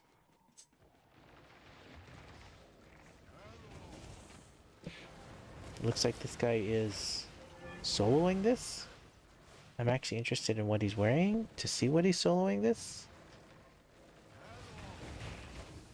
Okay, you see him? He's doing tier 7 with a shield. His build is almost the same as mine,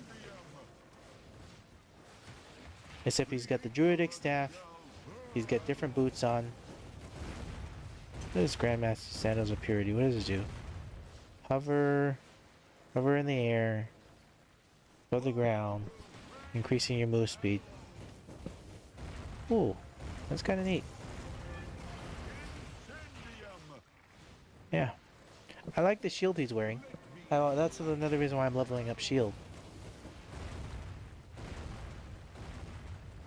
Is the shield he's wearing right here. This one actually increases physical attack bonus and everything else. So, there's a neat build. But he's soloing it, and you can see right here, he's soloing it in tier 7 gear. Tier 7.3. But I guarantee he soloed the other one down here. So you don't need tier 8 gear to be able to solo these.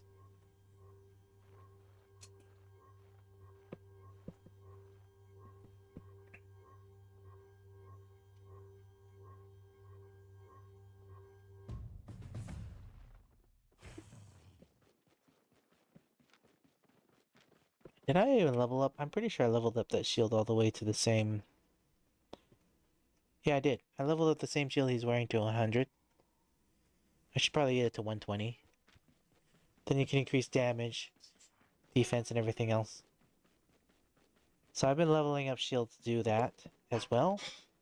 I did also level up this other damage dealing one too. So the Mosiak, whatever you call it. I don't really know how to pronounce that. But it reduces your cooldown, which is not fun. Being able to cast really fast and do all those things is really... Hellgates, huh? That's probably something I should... Are those yellow ones out where you get PvP? Your solo, it's basically like a solo PvP dungeon. Someone else can come in and come in behind you and do it. Am I thinking the same thing?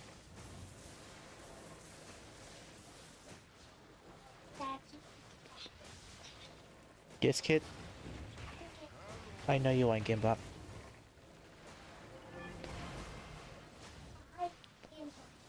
Oh, I will go and I will make sure to buy the ingredients, okay? Huh? We don't have any. I need to go to the store and buy it. I have carrots and cucumbers. I do have cookies. Do you want cookies? Okay. Let me finish this faction outpost and I'll get you some cookies, okay? Let me enlighten you.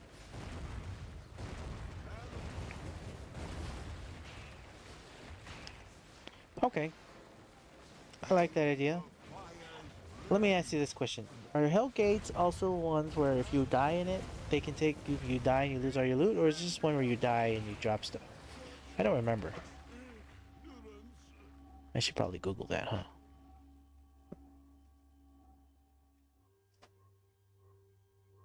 huh? He said, let me enlighten you. But yeah, sometimes he says things and it can definitely be understood as differently.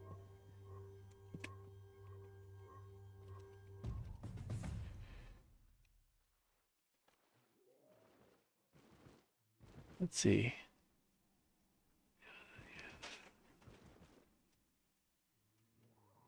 You drop all your gear when you're doing a Hellgate. Only applies to Hellgates in red and black zones.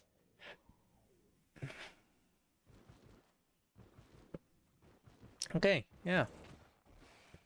Hi, hello, welcome. You don't die. There's your gear. It depends on what Hellgate you enter in. So if you enter a Hellgate from red zone or black zone, it says I just looked it up online. Then you can lose all your gear. But if you enter in from a yellow or a blue zone Hellgate, then you will not drop your gear.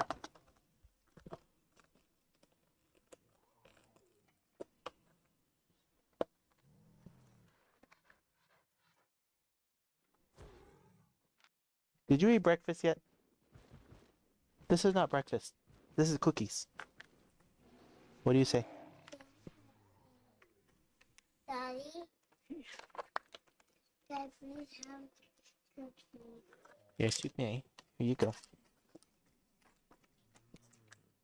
Throw this away. Okay.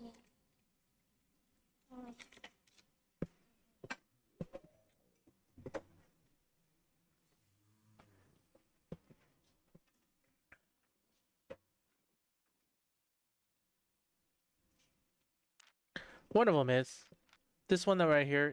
This one's not the shot color. Says he's busy.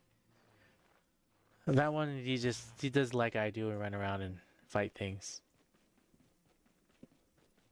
But my other brother who's playing Baldur's Gate 3 right now, for sure. Yeah, I would think he's a shot caller. I could definitely. He's normally a leader. He's a leader of people.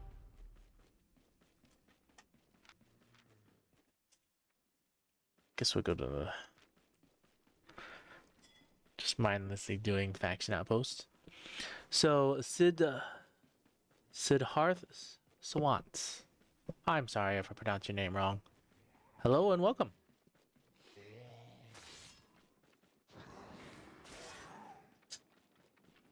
Well, let's grab this blue. Why not? It's money. So I know it was discussed a little bit about money, getting money. Grabbing these blue highlighted harvesting items is a good amount of money too. You see right here, that's 8,611 silver, which can buy you some more tier 4 stuff. Takes a long time to level these up, but it can be very lucrative.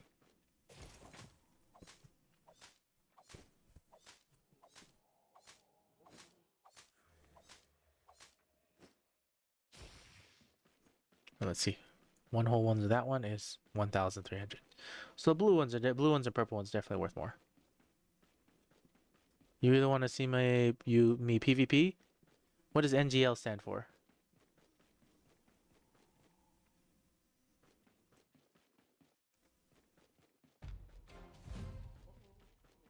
Oh, I just got a faction defense too.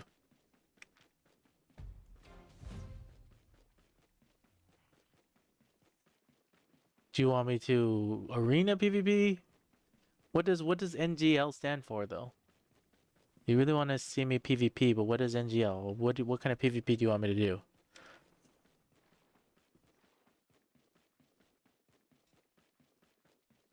Oh, not gonna lie. I really want to see you PvP, not gonna lie. You want me to go do arena? Or what kind of PvP? Do roads? Huh. All things that I've not done without other people. I've never done roads solo. In fact, I've never even done roads. No, I've never done red solo. I've done roads with, I think, with my brother them I once, and I just followed along. Are roads these big, huge? Yeah, road to whatever, road to Avalon. Can you lose all your gear in roads?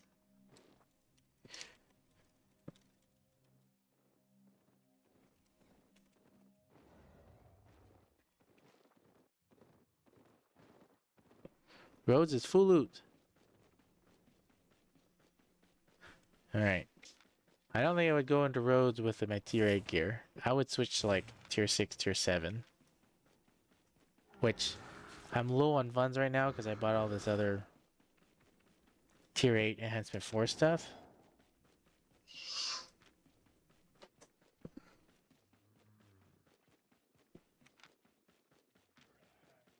But yeah, that would be a good experience. Watch me go in and get myself killed. Way out of practice in 1v1 PvP. Another type of PvP. Because if I go into roads and other things, those type of people are totally going to be well practiced and fully geared for it. So my set I'm wearing is mainly for PvE. I would want to change my setup to do full PvP. Do group dungeon. I think I just did a group. I just did a group dungeon just before I came out here. And then I was doing arena.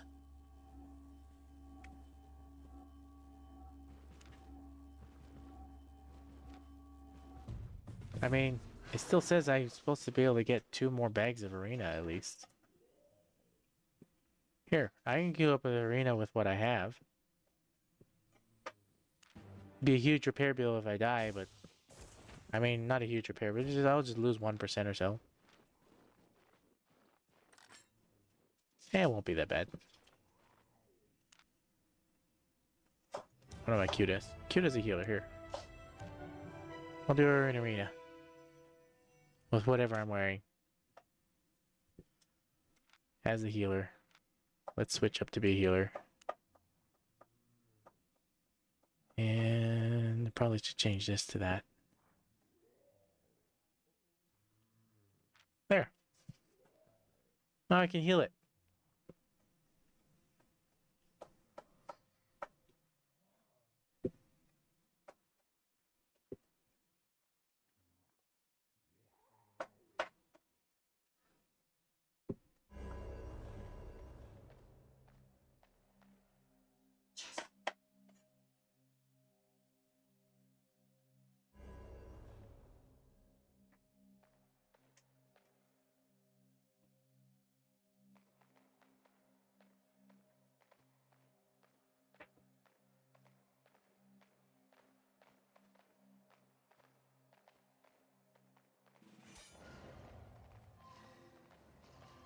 Alright. We're still down a player, but find out here in a second.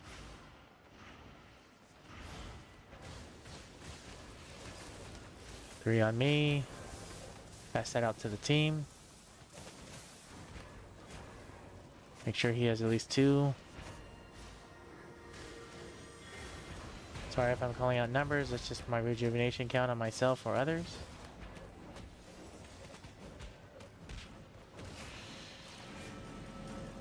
Three out.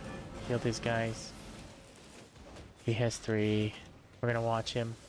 He's gonna go down to 0. Now we're gonna put 2 back on him. Back on me.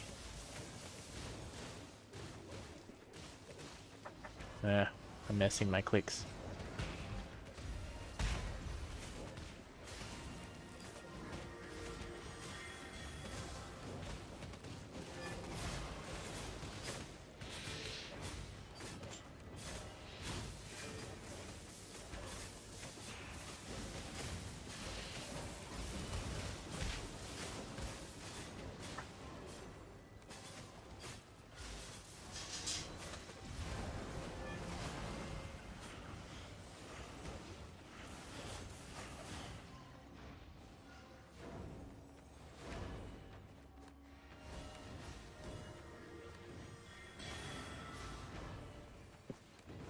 Can you say we hold this ground? Look east. Huh. We hold this ground, look east in 5.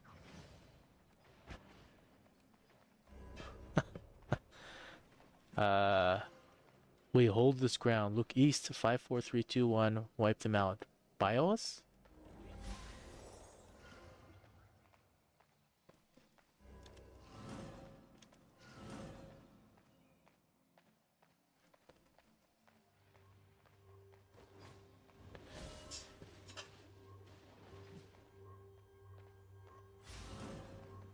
I don't even have my druidic coil. I really should be carrying my druidic coil.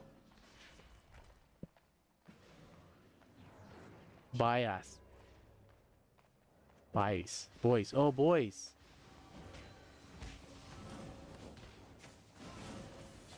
We hold this ground. Look east. 5, 4, 3, 2, 1. Wipe them out, boys. I have no idea if I said that right.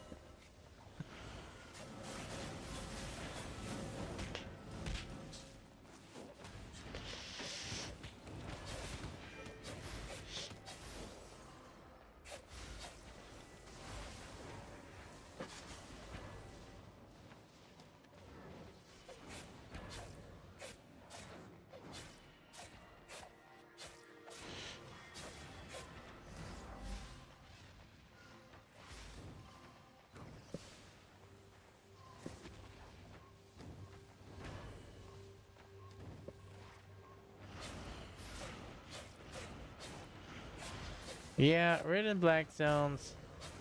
Most people are going to be pretty geared.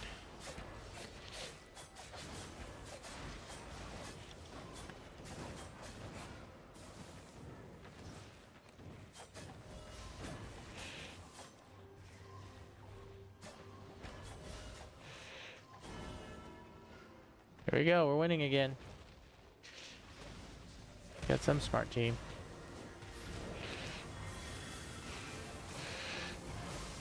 Fight it, fight it, fight it. Go, go, go. Push.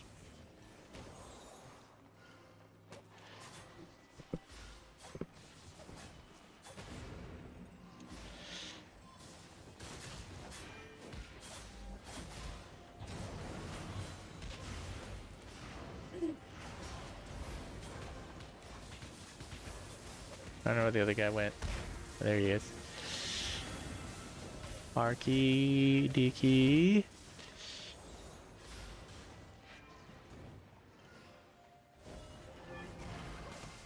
Arky again.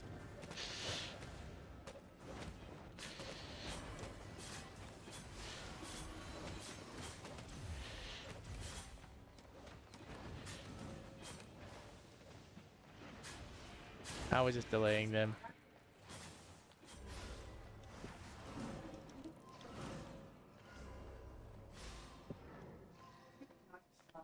Do you level up with some methods?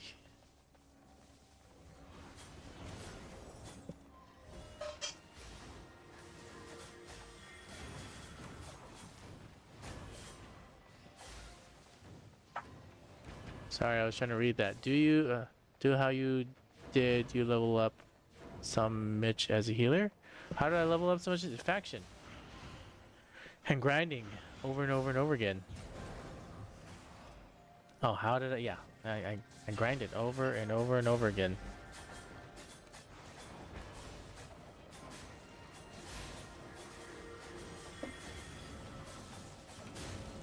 Ah, dang it. I was over here not healing him.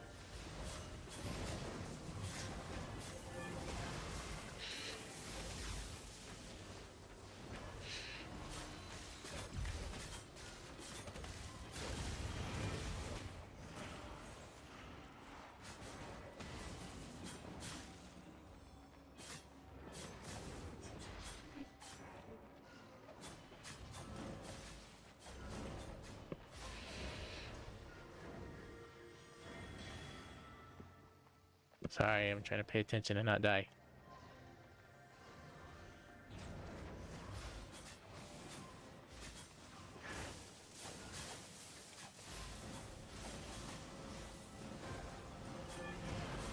I don't have my druidic coil. Yes, this is true. If I use a different, I'm wearing my full set of just what tier 8 was.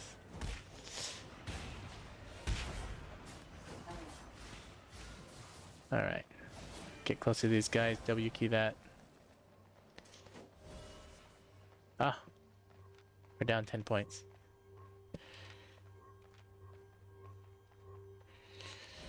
Now we're equal.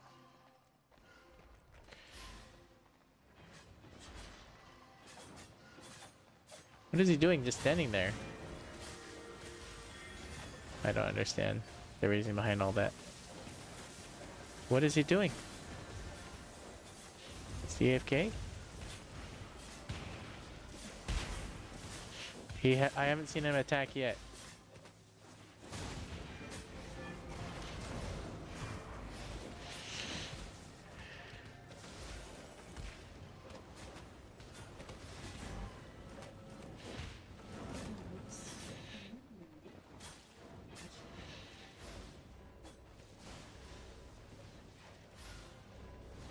Okay, this King's SV guy, I haven't seen him attack yet. Of recent. He might just be... Okay, now he's attacking. What was he doing before? I don't know.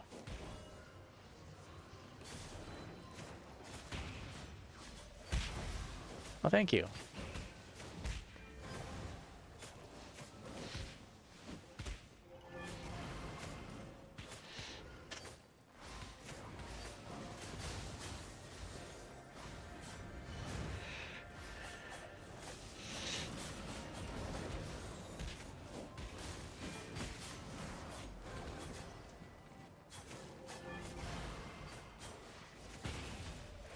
I think we still lost.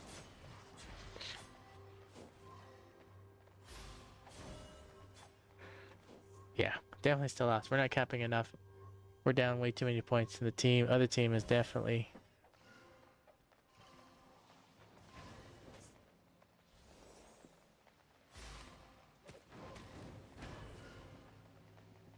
But that's a good question. How did I level up so much?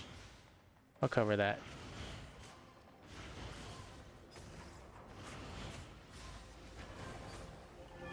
Ah, you walked out.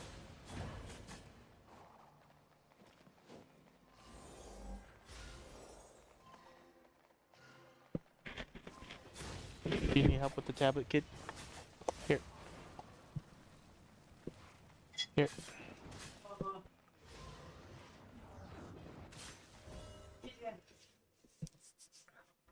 Well, I still got max. I got 758. So I know I still did my job-ish. Not as good as I should have, but... Eh.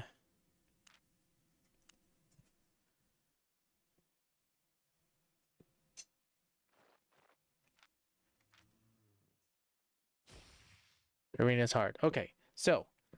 How I leveled up all my skills. So... Great question. I came over here and... I have each one of these, right? And I just did faction outposts, got books, and I soloed Pen Uchov and Mauer Gorge over and over again to level up my skills. So for example, And you see these chests, and you get these faction warfare chests, and you can claim these chests, open them up, and they have books, and you level them up. But I also have a skill leveling guide that I highly recommend watching in my live content.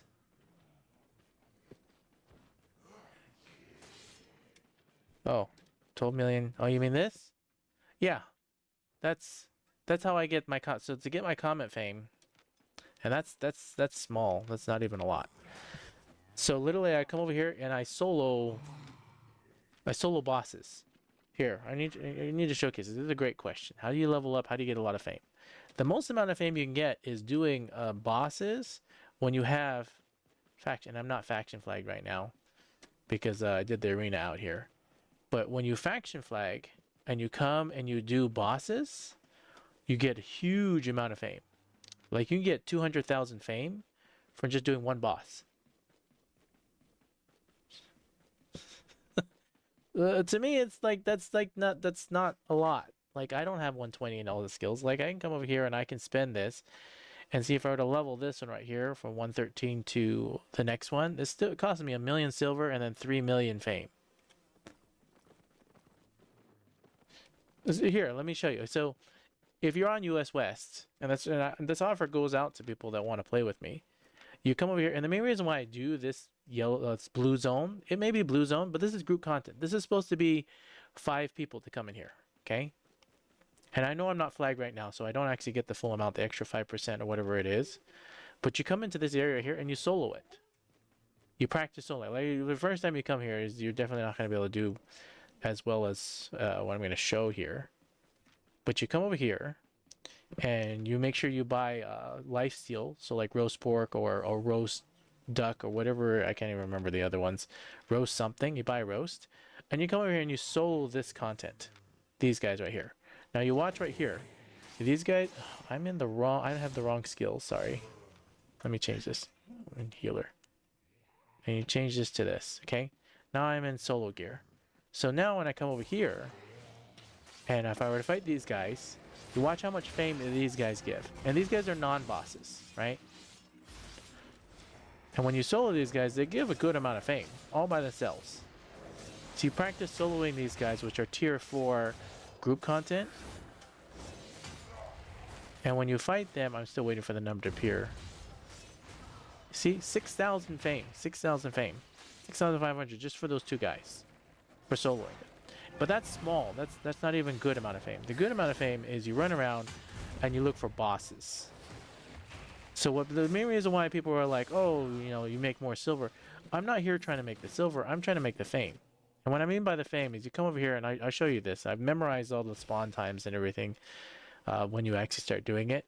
This thing's locked. So you come over here, you run inside the outside of the castle. If you see no bosses or chests, then it's not really worth it. And that's why I specifically, if you've seen some of my other live stream videos, I run around the castle and I'm specifically looking for bosses and chests. And that's all I do. And that's how you make a ton of fame, by yourself. Like if you want to make fame other ways, in a safe zone, like you go to black zone, red zone, you can still do that too, and make fame just by killing mobs. But bosses give hundreds of thousands of worth of fame. Like a lot of my live streams, if you watch them, you'll see I've noticed I run around these castles, I look for bosses, and if the boss is not there, so I didn't see any bosses on the outside over there, and then I run to the middle, and most likely this boss is not going to be here. But if there's a boss in the middle, this boss in the middle, the main reason why you camp it is not for the chest, it's for the fame. You come here, and if this boss spawn right here, he's worth 200,000 fame. The lower level ones. The higher level ones are worth even more. And you just solo them, and you just practice soloing bosses. That's why I do this. It's not necessarily for the silver, I did it for the fame. And that's how you level up your skills. So if you want to level up a different weapon, just hold a different weapon in your inventory when the bosses spawn, switch to the weapon you want to level up, and then beat the boss, and you get a whole bunch of fame. Like a ton of fame. It really is one of the fastest ways to actually level up skills if you can solo a boss. You can solo him at tier 5. You can solo a boss up here in tier 5. I've done it in tier 5 and tier 6. So my alt accounts, what I would do is I would gear up them with this exact same set in tier 4 or tier 5 and practice, practice, practice soloing the boss. Now you probably won't get it the first couple attempts, but once you can do it once, you can do it over and over and over again, and literally camping. And even if you sat here all day and camped the boss, you get so much more fame than running around doing other things, time-wise, because they just give so much fame.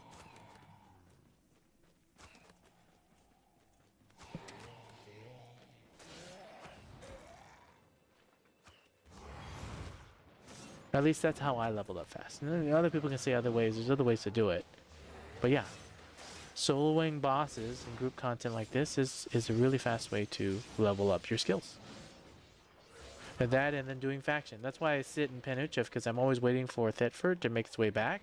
And as soon as it's done, as soon as there, faction outposts are even faster because you get skill books, right? You get a whole bunch of skill books, and then you can get skill books. So here, let me find this video. Let me put it in the chat. This one right here. It's only 18-minute live video, but this video right here will explain. I think it will explain very well on, if you're a new player only in tier 5 gear, what you should be doing to level up all your other skills. Because what a lot of people don't understand, and I'll explain it here too in this video, if you don't want to watch that video, I'll explain it briefly. You see all these? How people level up, you see how I leveled up the 3 baselines? These 3 baselines, you see how there's 0.2% bonus item power to all your leather jackets? This is important because the entire game is based on item power. So if you level up this to level 100, you get 50 item power for all of leather jackets. So if I wear the Helion jacket, but if I get 100 points levels in this, I get 50 points for all of mine. And you have 2 of these, you now have another 50 points. Every 100 points equals the next tier up, right?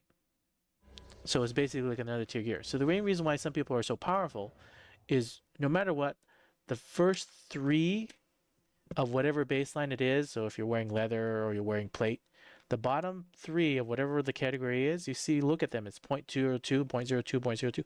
These ones over here are worth less. It's only 0.01. So 100 levels at any one of these other ones only equals 10 item power for everything else. So you have to level up 5 of these to level 100 to equal the same equivalent as 1 of these to level 100. Level 100 of these is 50 item power to all your leather jackets, or the same thing like leather coil. 100 levels of this is 50 item power for all of your leather items. And same thing applies to weapons. Like some people was the other day, yesterday, last night, some people were saying they want to do shadow color. So I showed them the example. This is 0.02. Every 5 levels equals 1 item power. So level up your base ones first, and then don't even use your books for these. Use your books for these ones, because every 5 levels equals another item power. And level up all these ones because they level up faster at lower levels. And then when you get these, even to level 50 of this is 25 item power for everything. Level 50 of this is 25 item power for everything. Level 50 of this is 20 item power for everything. Disperse it out, and all of a sudden you'll start doing so much more damage. And you can start soloing bosses like that way. Don't level up your main item. Use your books for the main 3, and then once you do the main 3, then level up your main item. Because you level up the things that you're not using currently. And it's the fastest way to level up. Same thing goes for armor, boots, whatever it is you're doing. The bottom 3 character 3 skills gives you 0.02%, while the other ones only give you 0.1. Exponentially stacks and makes your guy more powerful.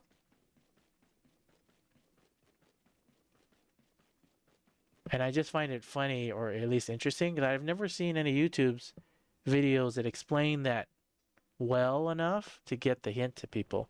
And or I run into a lot of people that don't understand it or don't see it. Like a lot of people don't just specialize in just one. Like if you go fire staff or whatever you decide to do, they don't just level 1. They level up the bottom 3. It's always important.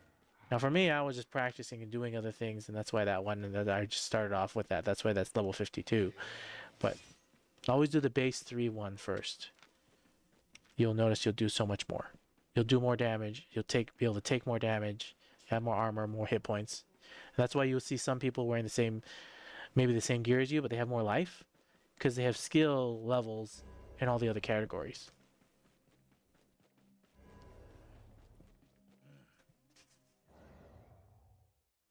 Hopefully that made sense.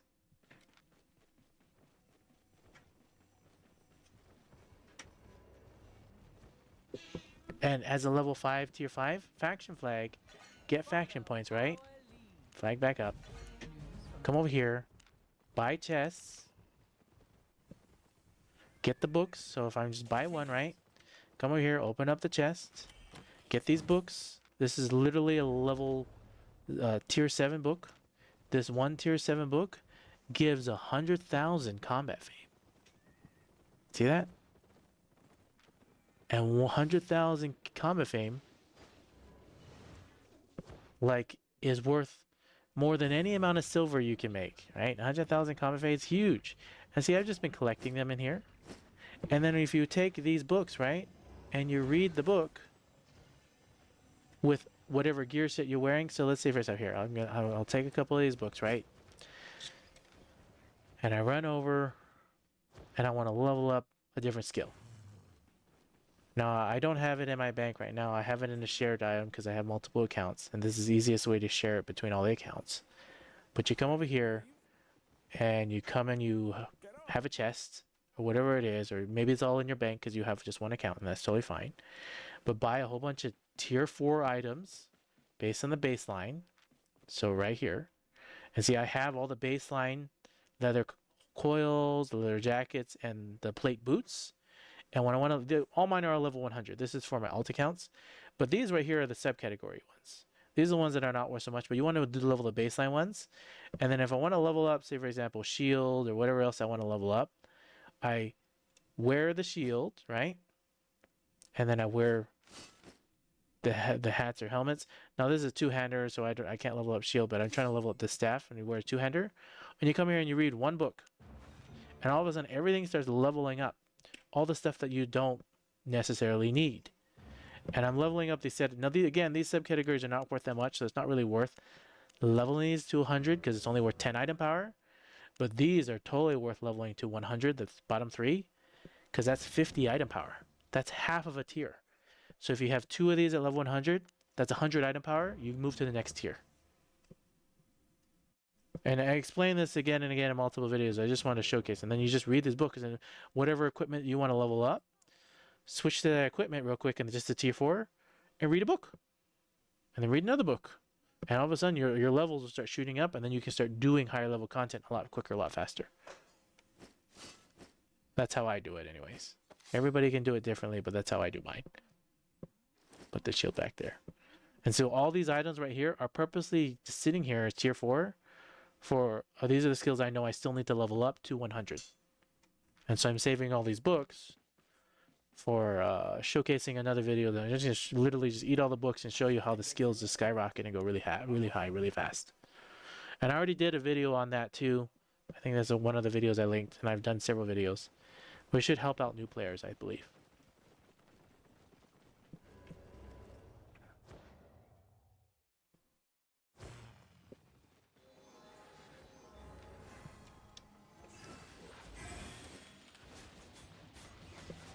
Yeah, and then I'm just saving, and I'm also saving all these bags of silver. These are all things I got from chests. So all this money, this is a lot of money right here. If I were to eat all this, this would be a decent amount of money. Same thing like these. But this is all the stuff you get from chests. And then any of these other items like these, I'm selling off the market. And you see right here, this 46,000 worth estimate from the chest, the one chest I bought. So if you're looking to make silver, faction warfare and buying faction chests really are worth doing. Yeah, it'll help. You should be able to help you out. Now, the other thing too that I was showcasing here, and if you didn't see it before, if you pulled it, the faction warfare console up, pull the faction warfare console up, right? Come over here, click this little 3 bars, and then come over here and click on details. Whatever server you're on is different for every server, right? Because Martlock is already close up, but Fort Sterling is worth the most amount of point gains that you can get on my server. So that's one of the many reasons why I faction flag at Fort Sterling, because when I faction flag Fort Sterling, I get 114% more point gain than any of the other factions. That's why I stay at Fort Sterling. Not for any of the other reasons. I'm doing it for the point gain, so I can buy chests, so I can open chests, so I can get skill books. Plus, I can solo Thetford's boss, these outposts, really, really well, easily. Not everybody can do that. I saw that one other person doing it, but it's not common for you to go out there and solo those outposts by yourself. And I just get points that way. And I do it in the safe zone. Now, yeah, you can do things in the red zone, or you can go do bandit assault and other things. And that's why bandit assault is so lucrative as well. Is you go on a team in the red zone and you're capturing outposts. I do content that's just relaxing, safe, not stressful. I don't have to worry if I die. Yes, it's a 200,000 silver bill, but I can make 200,000 silver pretty quickly if I'm just focusing on trying to make silver. And right now I'm just relaxing and streaming and explaining things to people and trying to educate people. But yeah, if I really wanted to, I could just make silver. Now let me come over here. I'm going to go to Malware Gorge. And the other thing too, a reason why Fort Sterling has all these castles that are really close by. Let me show you. They have Malware Gorge, which is this castle right here. Remember I was saying solo the bosses for fame. You have Penucha, which is right here, which you saw is really easy to go. You go one up, one right, and then one up again. So they're corner ones, so that's really easy. And they also have a third one right here, which is Rustledale. I don't often go to Rustledale anymore because it just takes time to run there. But you can literally camp all three castles and run back between all three of them once you get enough gear to be able to do what you want to do. And then run into them. Now, another question somebody asked me is mounts. Why do I use a pet lizard or whatever type of mount I'm using? Because the speed that it runs is always the same. If I get hit by a mob like this mob, I'm still always running at 103%. I never slow down. But right here, what I do right here is I always run around the castle, right? I'm looking for bosses. And you'll see that the boss, and there's a chest right there, and then I loot this chest. So we'll come over here, we'll run around. And if I see a chest on the outside, and you only can see them if you're close enough, so see if once I walk far enough distance away, the chest will disappear. But the chest is still there. So I'm literally going to run over here. I'm going to run into the castle. This is group content. So this is normally you're supposed to come in with a group of 5. But it is tier 5 group content. And you run here and you see how these guys are all aggroing me? I'm actually going to go big, and I'm going to keep running, and I'm going to drop their aggro right around here. You see how I drop the aggro? Now I come back here, and now I'm going to solo all these guys. And this boss gives a huge amount of fame. Let's see if we can save the boss for last, and I'll show you the amount of fame that he gives, because he gives a lot. Well, maybe that's not a boss. Maybe it's just a chest. I don't think it's a boss. There's no yellow. I'm sorry. There's no boss here. This is just a glowing guy. He's just higher level.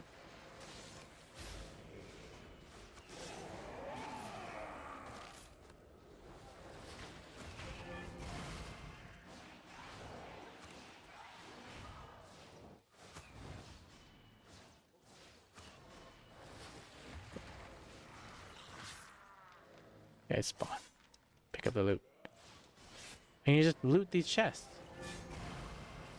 And loot bosses. So over here, it's probably going to be like 20, 30,000 or less. Maybe even 10,000. Oh, 48,000. That's not bad. And you get these items, and you can sell this off, or you can collect it and, you know, collect each one of the different items, and then you can level them up. So if you're looking to level glove or whatever, but you get decent loot for a free safe zone, right? Now, you see how these people left all this loot?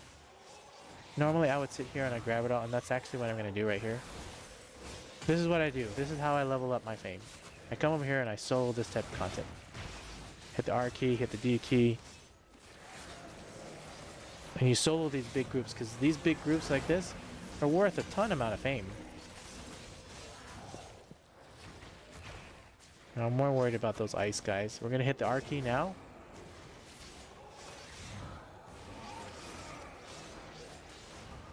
So I'm life-stealing, doing damage, plus my roast pork is also life-stealing.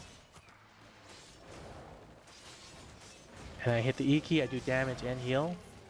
We're gonna hit the F key now. So it went big, and then you just solo this content.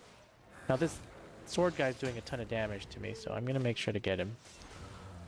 Oh, I didn't get him. I should have got him first. But I'm trying to explain it. Oh, somebody left this bag. Look at this. It's 14,000. Somebody just left that. It's sitting there. Or maybe that's what dropped. But sometimes some people, you see all this loot they leave? If they leave one of these, if they left a skill book, that's another 11,000. You can pick up for free. All you gotta do is come in here and clear out these mobs. And you come in with friends. You don't have to do this by yourself. But how I power level people, like if you were to join the US West server or on the US West server, I would come over here and just group me and you. And you see how each one of these is worth 6,000? We'd half it. So you get 3,000 every single time you beat one of these guys. 3,000 combat fame. And literally, I clear half the castle, and you already are high enough level to faction flag. Because maybe you're not high enough level with faction flag right now. But yeah, faction flagging is key to leveling up. I just wanted to grab that loot and showcase. And see, here's a book. One of these books, that's 14,000. And these books drop all the time, like little candy. These are skill books that you can use, and this is 10,000 combat fame. So you can eat it yourself, and or you can sell it. I just save them for right now because I'm just collecting them. I don't know why. They used to be, years ago, these used to only be like 10,000 or 11,000 worth silver. They were so much more. Okay, I'm going to run to the outside of the castle just to show. And you notice how my mount doesn't go any slower. That's why I use this lizard. Because I can learn. Right here, here's a boss. See that boss? It's an orange boss. There's yellow bosses, orange bosses, and then there's big red bosses. This orange boss is going to be worth a ton of fame. And let me show you how much fame he's worth. Boss hunting is very lucrative. But you gotta practice to be able to... Oh, look at all these bags somebody left. Alright. They're over here trying to fight this. I'm just gonna steal it from them just to show. There's no way they're gonna be able to out-damage me.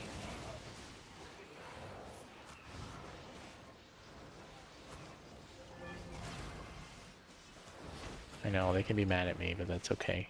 I'm boss stealing now. I guess he is trying to do damage to it, but... Alright. Did he get it, or did I get it? Okay, I got it. 92,000. Do you see that? 92,000 for one mob. 92,000 combat fame for just doing one mob. The effort to doing that, so worth it. I'm just gonna steal all these because pennies all add up, right? Find a penny, pick it up. Now that I stole that boss, we're gonna run to the middle, and if the boss is there, we're gonna steal the middle boss too. I'm just picking up all these stuff that people left because why leave loot? Look at this, look. It's free stuff. Yeah, 92,000 is a lot, but that's not even the max. Like you can make so much more fame. Like this middle boss, if he's there, he's worth even more. People are leaving all this loot. Alright, so the middle boss is not there. Someone already took him. Chest is not there. And you just run around and just do the castles. That's why I do these. It's not necessarily for the silver, it's for the fame. And hopefully that explains that to people. Why I stay in this area is for the fame, because I'm trying to max out my skills to 120. And this is just Rustledale. Now that Rustledale is cleared out. Oh, here's another, see there's another boss. So we're gonna run around here and we're gonna do this boss. This should be easy, another 92,000 of fame. And I just run over here and I just get another 92,000. You just do 10 of these bosses, that's already $1 million worth of fame. And if you do it with a friend, you just split it in half. 92,000 in half, you get 45,000 in fame. For one boss. One mob. Come over here, we're gonna grab these, we're gonna grab the aggro. We're gonna drop these guys off right here. Okay, now that I lost aggro, I only have these two. And you just solo it. So I know I make it sound easy. In tier 5 geared, this would be a hard, difficult fight-ish, I would say. This is not an easy fight, but it is doable. You can do this. I've done this in tier 5, tier 6 gear. It's not an easy fight, but it is doable.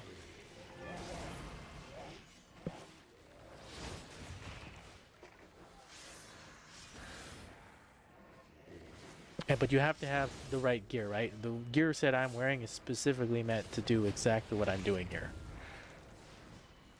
We're gonna go big, not risk dying.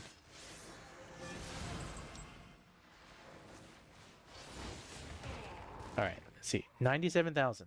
See? 97,000 and whatever he drops. And that's how I level up my fame. And then after this castle's done, I literally just go run to the next castle. And just go run to Penuchov. And so then I go run to Penuchov and I do the same thing. I go take all the bosses over there and I grab the middle boss and I grab whatever loot I can and I'm getting fame and some, so it's not a, it's a good amount of silver. I wouldn't say it's the way to make the most amount of silver. But honestly, this game, in Albion Online, in my own opinion, silver is not worth what's worth the most. What's worth the most is the comment fame and the skill books. And if bosses drop you that much fame, and that's why I decided to do them. I was like, oh, boss hunting is time saving and worth a ton of fame. And then you just come over here and you can sell all this stuff off and you can just make a bunch of silver. Yes, I picked up pennies, but it's still 661 silver if I don't even care. Like, I'm not even looking at doing sell orders. And I just sell them all, right? And then the books I got right here, this is 13,000. If I sell it this way, it's still the same. So you can sell that off. I'm just collecting them right now. The main reason I'm collecting them is if somebody wants to join and they needed some skills, I could pass them these, because these are tradable. I can pass them a bunch of skill books and say, here, level up really quick. That's the idea behind it. So if anybody wants to join me from the live streams on the US server, I am totally happy and willing to power level you up and show you all this on a live stream. The offer stands. And the easiest way to contact me is normally through Discord on our Discord channel. I have it linked. And you can join audio and I can explain things to you, or you can join the live stream. And this is what we would do. We would literally go to most likely Mauer Gorge and I'd clear the whole castle. And by the time we're done with that, you'd probably be level 30 in all your skills. 30 or 40. Just one time, one circle. And that takes me 30 minutes or less.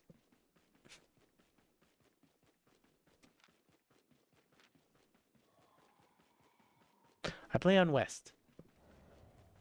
I play on whatever server I originally started on before they had multiple servers. They literally only had one server when I started. And I believe my characters are on West. I've never double checked that.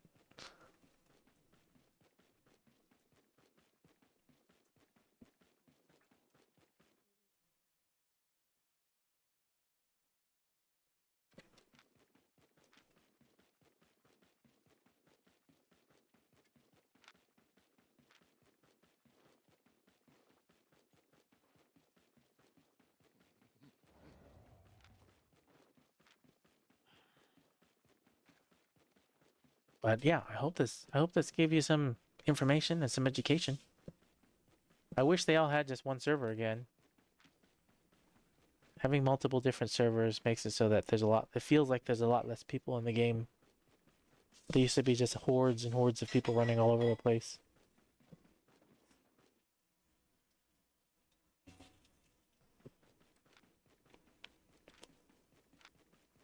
And this is why I go back and pen Uchov and the other ones, is I wait for Thetford to make its way back. I tried playing West, but lag way too much there. Oh. Well. See, here's a yellow boss. He's worth a good 40, 50,000 in fame. You see this yellow boss right here? This is the smaller version. I just come over here and I just run into this boss and I boss hunt. That's why in my streams, I know sometimes maybe people can get bored of it, but If you come over here and then you run over to this corner right here, and I should. I guess it didn't drop all of them. I dropped most of them though. You drop off all the aggro, and that's how you can literally streamline it in and just hunt just bosses. We're gonna save the R key. We're gonna go big real quick.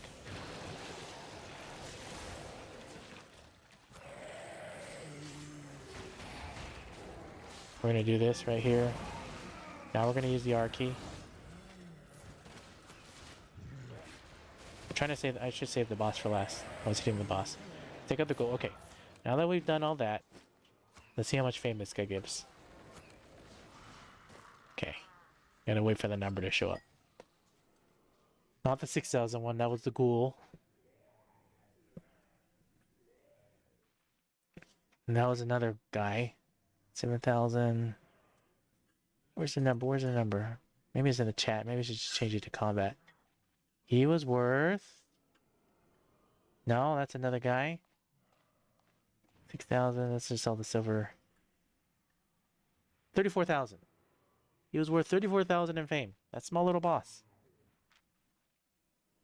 All that effort. And I got 34,000 fame for that one little tiny boss. That's worth it to me. We're going to run to the middle real quick. We're going to check the middle boss. Make sure he's there or not. I want to show how much the middle boss fame he gives. If he's even there. Doesn't look like the middle boss is here.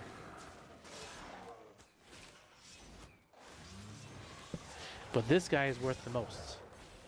The guy that spawns right here, he's worth the most amount of fame in this castle. Every time. Plus, he always has a chest when he spawns.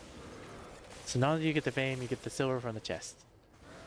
It's worth pennies, but I know people are making all those comments. Oh, you can make more silver this way. I'm not here trying to farm silver. I'm here trying to farm fame.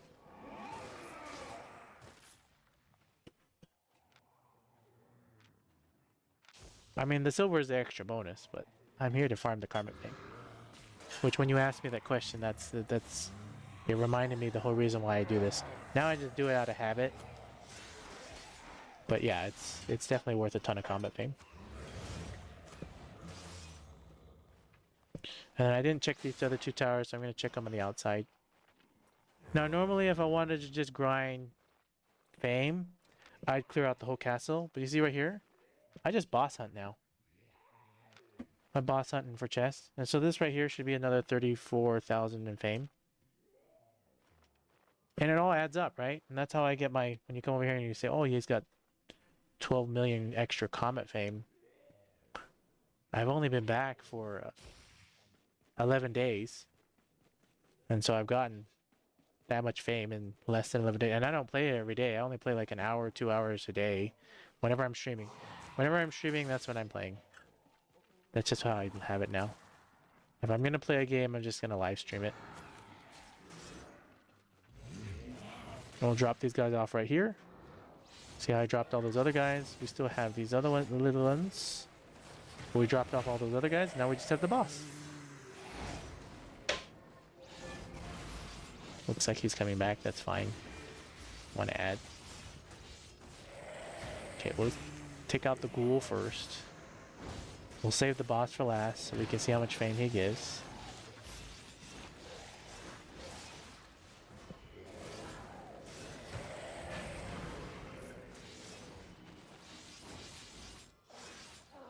Okay. That one should be the boss. Yeah, that's the boss. He's got a unique name.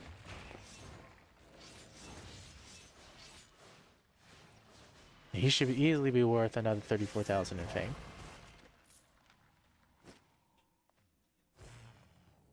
I'm gonna see if I change this. If I change this to combat, I think right there, 35,000. Okay, so yeah, and combat has it. Right here, see, 35,000 in fame. The other one was 34. This melee guy is worth 35.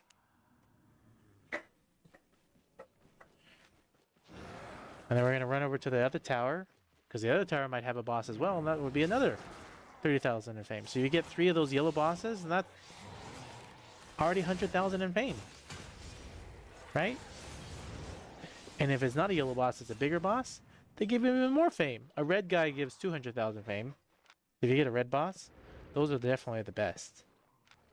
There's no boss there. But there's a chest, look. So there's a yellow boss here, a yellow boss here, and there's a chest here. So that means there should be, the boss should be in the middle soon. So now I'm going to grab this chest. After I grab this chest, we'll check the middle one more time. And if the boss is there, then we literally cleared everything in the castle. We don't have to come back for another hour.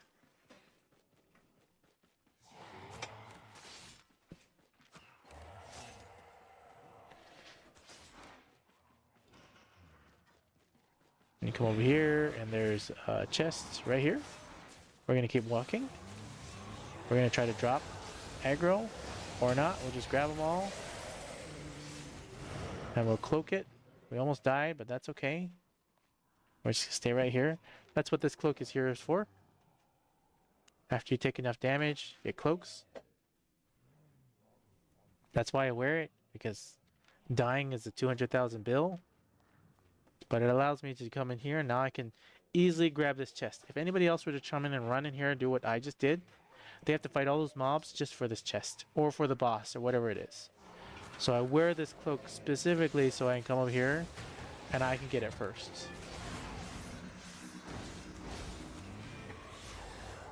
Not for damage or anything else, because I have the other type of cloaks to do damage. But it's to solo these things. Get the R key again, we'll do some more damage.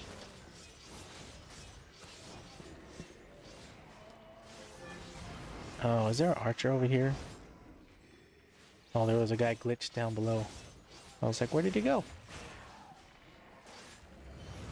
I'll go big.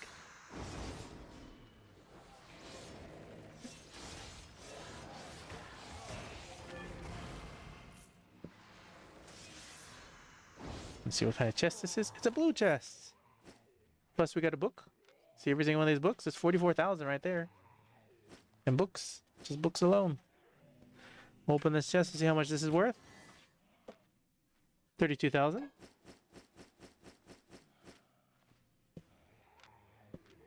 And now we'll run to the middle, and maybe the boss will be there, maybe he won't. We'll see.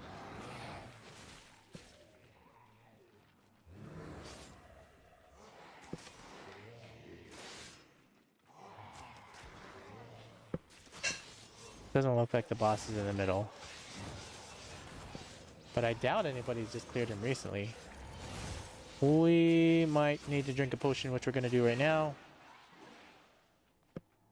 There's no boss in the middle. We're going to try to not aggro this big, huge swordman.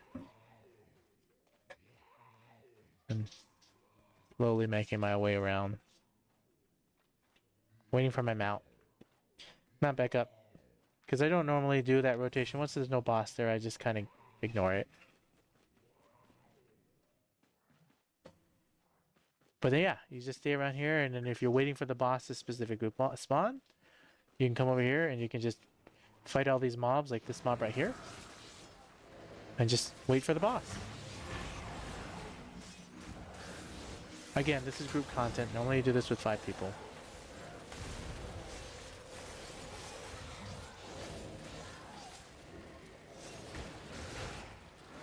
But this is what they call, I think this is an outdoor static dungeon, in a sense. That's why the bosses and stuff spawn in here. And I'm just soloing it. So the R key, I did the D and the R key again.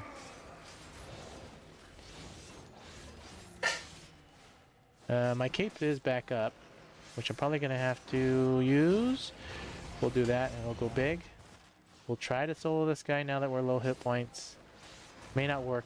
These big swordmen, when they're glowing like this, they do a lot of damage. We can probably do a ton of damage back to him, but my biggest concern is my cloak will go off. I think we got him, actually.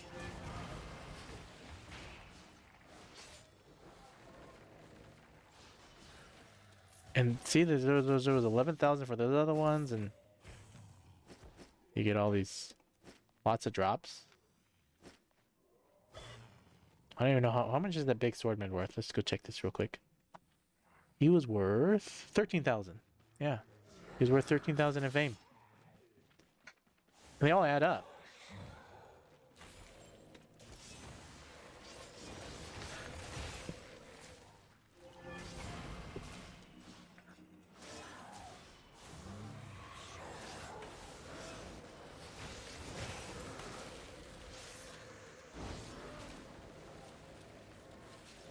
We're just waiting to see if the bots will spawn.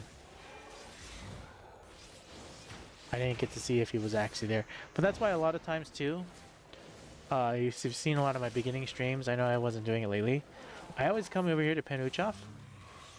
And I normally log off right here. And when I log on, there's normally a boss right here. Right? So I come over here and I just log off right here. And when I log back on, there'll be a boss here. And then I just solo the boss and I get all the fame. So for those that are just joining, I know there's a whole bunch of people joining in now. Yeah, we were just talking about how I got all this Comet fame. So I have 12,868 Comet fame, and I've only gotten it in the few 11 days that I've been playing back. I only play a couple hours a day. Sometimes only 1 hour, 2 days, 2 hours. Whenever I've streamed, that's how long I played. So not that long. And I've gotten all my fame just by soloing bosses in group area areas. And we were just counting the fame. So those yellow guys, they give around 32, 34,000 fame. Red guys give around 90 something. Not red guys, orange guys. 90. And I know big, huge red bosses, if you see there the red big icon, they give 200. I know they give 200,000, at least 200,000 fame.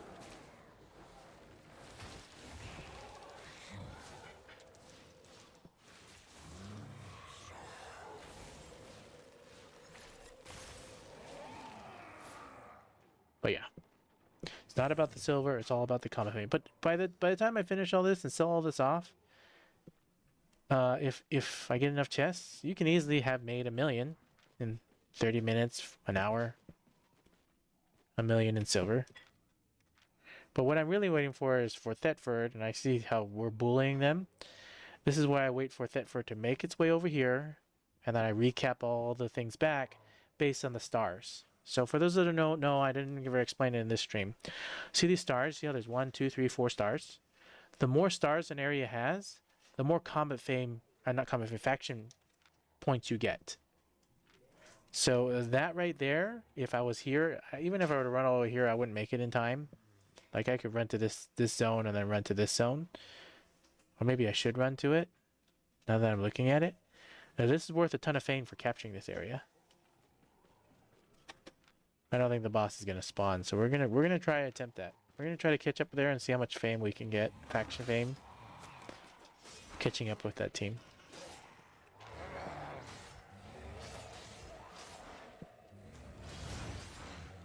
We'll go big, we'll run out.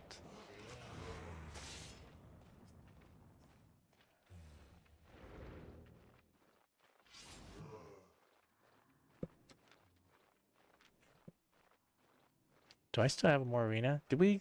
I think we lost the last one, didn't we? Yeah, I still gotta do 2 more. I'm always hesitant to do arena fights. Now that it's the same thing like if you play anything. If you play Friday, Saturday, Sunday, and especially in the US right now, it's a Labor Day weekend, so we get a lot of different players. For whatever reason, you get paired up with teammates that don't know what they're doing. And then the other team normally always feels like they have this super. Well, bye. Thank you. Thank you for staying by and chatting. Siddharth Sawant. Sorry if I pronounced your name wrong.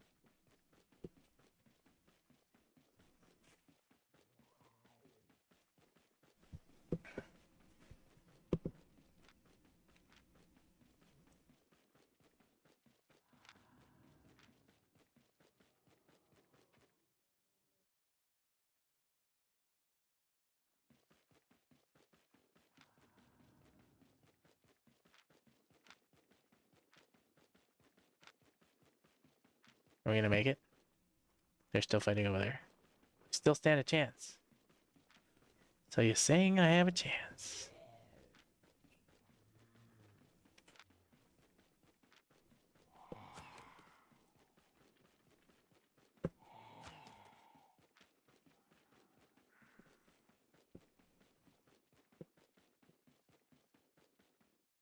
They'll stand a chance. We're gonna make it. We're gonna at least be able to cap one if they're still there fighting. But you know, they may be Thetford might be trying to fight it back because that's why it's a 4-star. Either way, we're gonna get PvP combat if that's the case.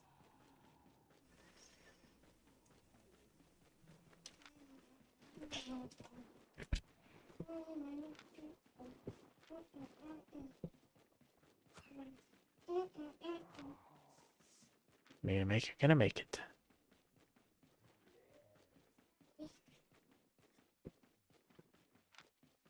Almost there. Yeah, looks like they just started capping it.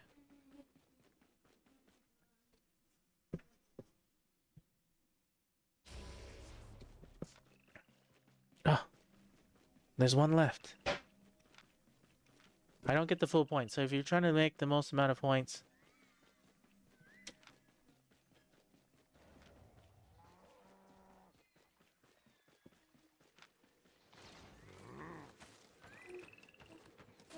you want to capture as many outposts as you can.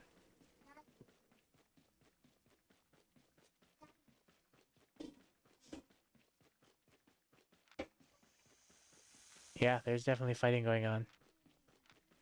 See those red blobs? That means there's a fight.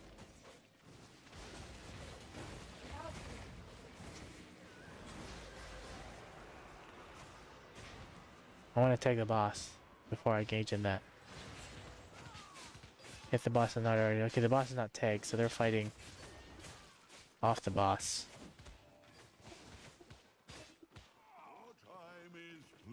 I'm gonna tag the boss. We're gonna eat some roast pork.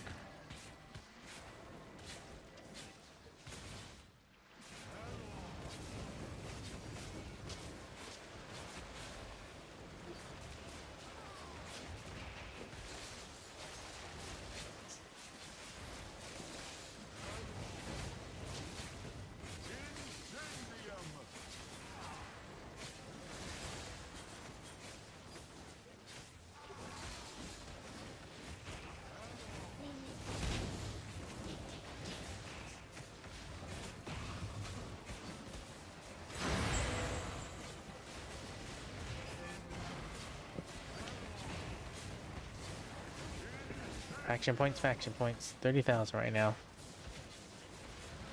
So whatever I get after this, the region gets captured.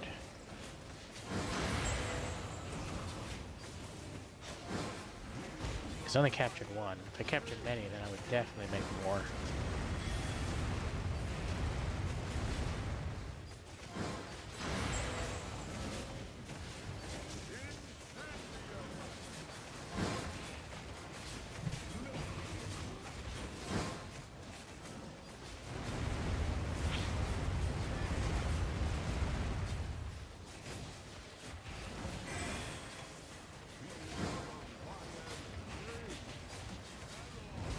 Dodge all these meteors. Now is the perfect time for the enemy to come charging in while he's on his last third rotation for the boss, casting all of his spells.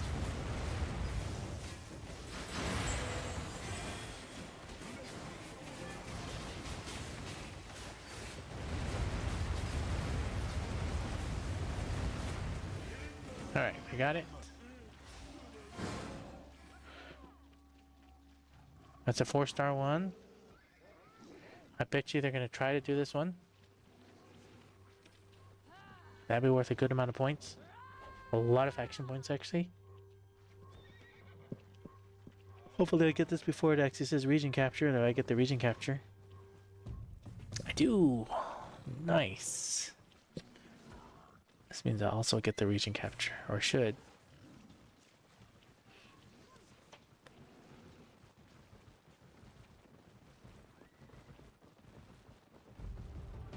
I got the region capture. Not a lot of points because I only had one. No. Not just me and you. Are we going down? That's a lumber one.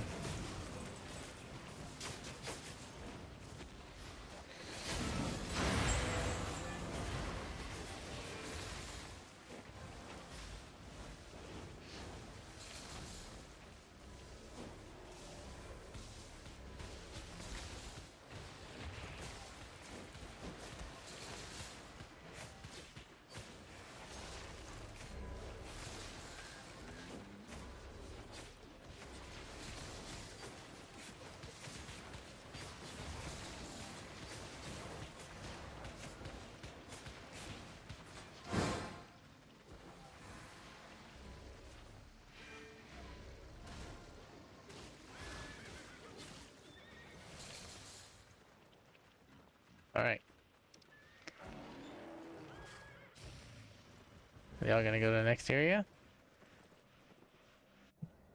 I'm gonna go to the next area. At least attempt 1 or 2. See if we can grab number 4.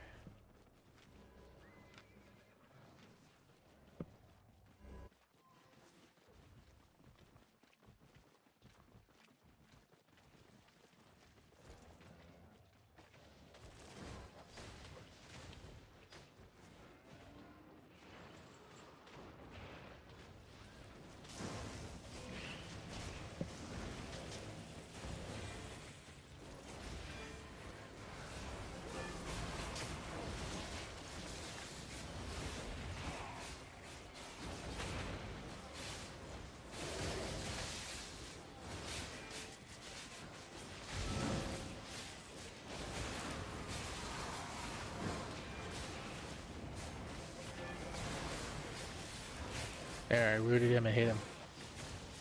Get him out of points.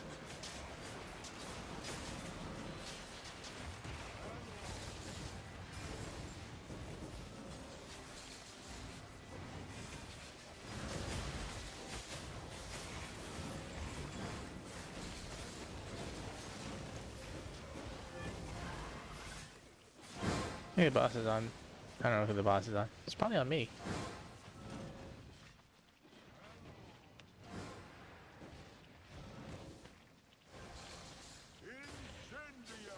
Yeah, it's probably on me.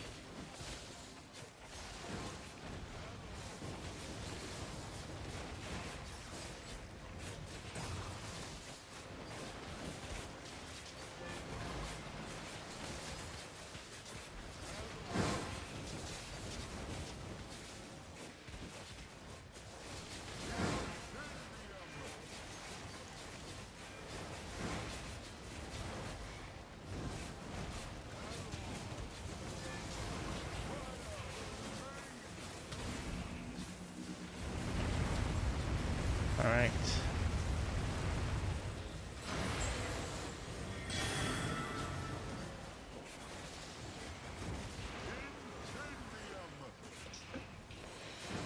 Keep hitting the boss.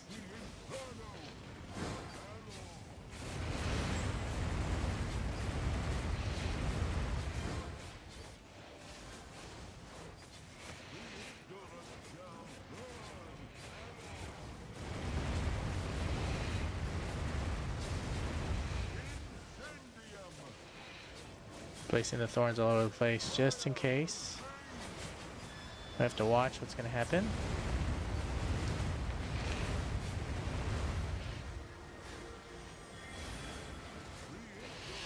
Gonna root or not. So we have to be a little careful. We're gonna keep hitting the boss for right now. I'm the one that has aggro.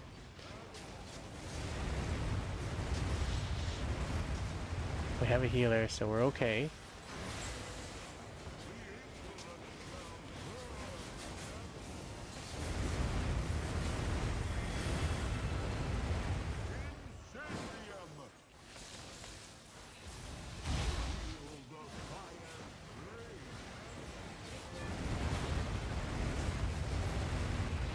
I'm still doing damage to the boss.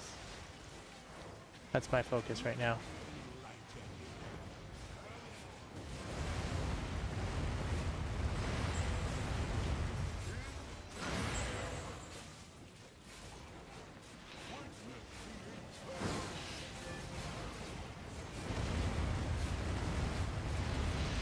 I'm still focusing on the boss even though all this PvP is going on.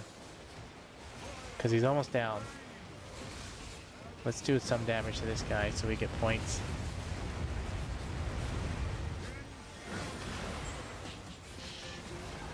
Okay, we got that guy. Boss is down, which is good. We'll do R key now. Cover that exit just in case. Hit these guys. We're gonna thorns that. We're gonna root some of them. I know they're pushing us away. Let's hit at least. Or not.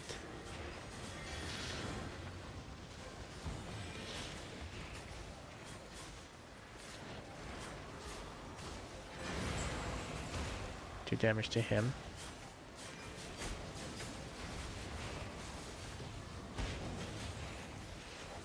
Okay, got him.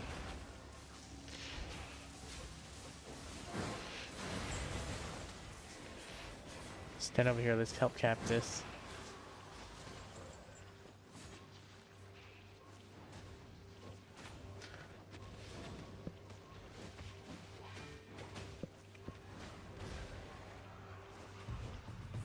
Right. Still got one.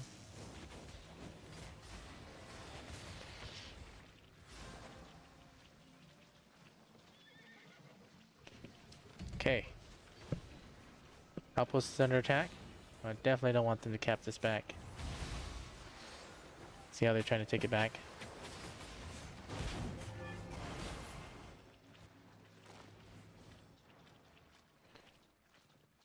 Let's wait for the boss to spawn.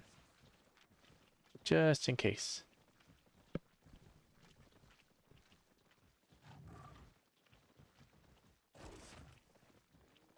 There he is.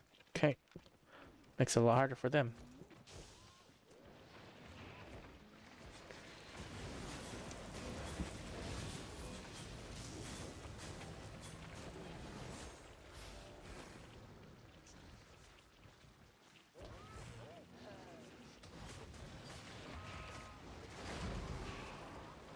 They're still trying to attack this, even though our boss is here.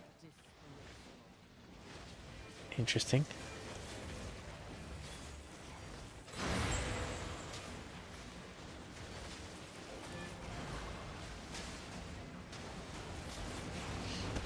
I'll just walk up our thorns. Push it out. Let's not get too far. Organized group.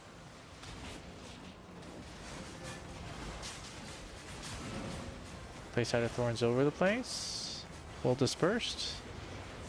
Walk our thorns forward again.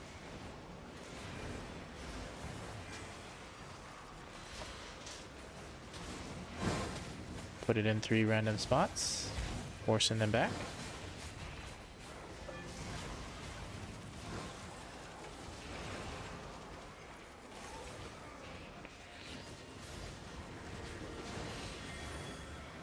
Walk our thorns forward.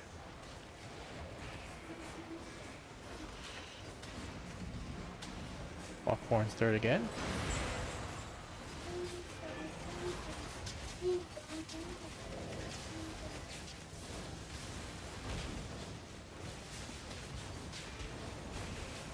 Walk our thorns backwards. Hit them with this. Hit the R key. Walk our thorns forward there. Hit the E key. That guy should be rooted.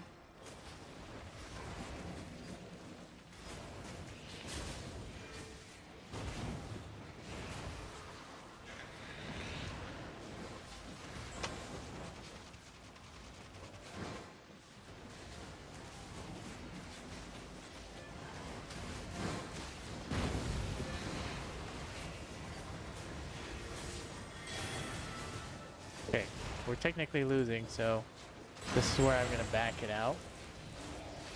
I'm gonna stay here just in case, just to make it look like we have more, but I'm backing out now. Okay.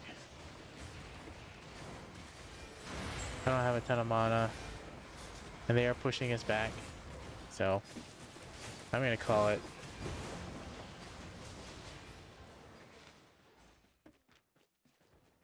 We got one. We got one area. This one's just gonna be a huge brawl. And I just want faction points. I don't need a huge brawl.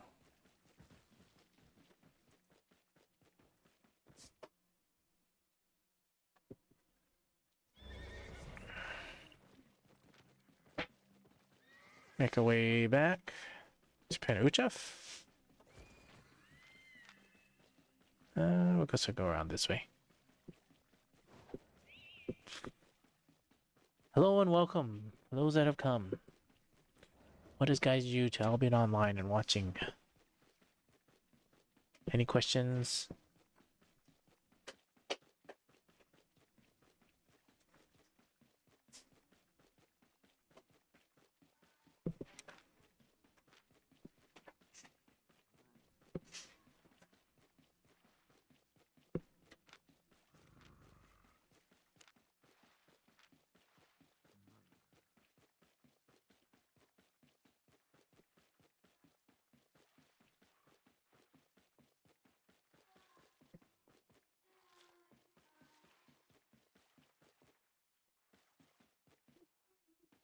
Hey, what's gonna go on and grind some? Just put on on your stream in the background. Oh, cool. Welcome. Welcome back. I think Manoj KR, you're the ones that was in my live stream yesterday. Are you on the US West server or are you on a different server?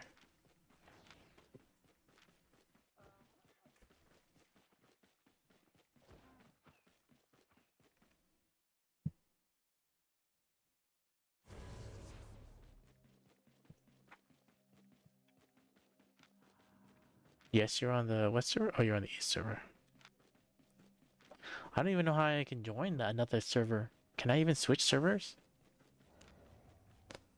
I joined back when the game first came out and there was only one server. I was one of the founders.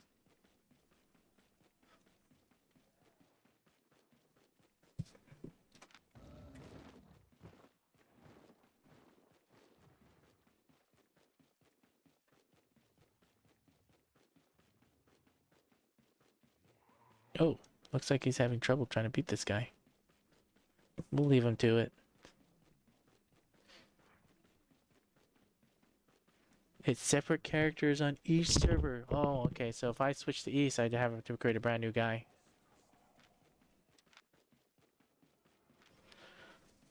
I don't know. I seem to get a lot of people that are not on the US West server. A lot of people. Either East or Asia or wherever.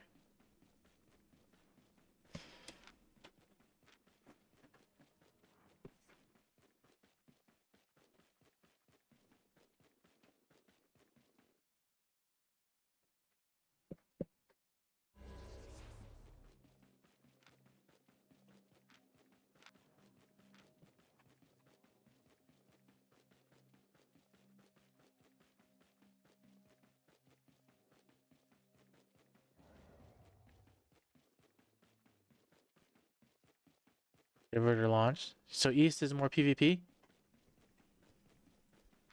that my understanding? Oh, better pings.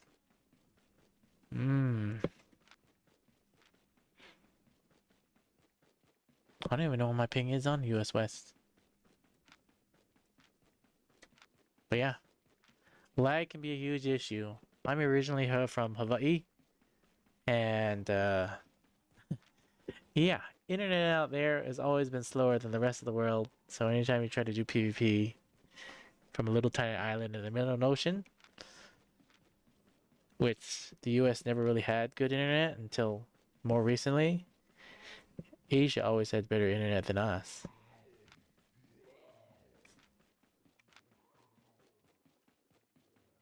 Just running around the castle real quick. I don't know why. I just cleared this out.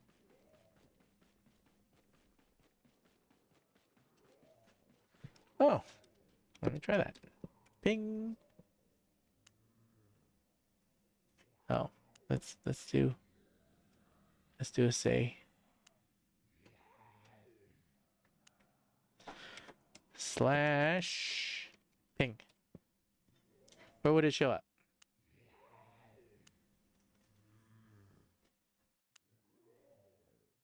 Next to your map.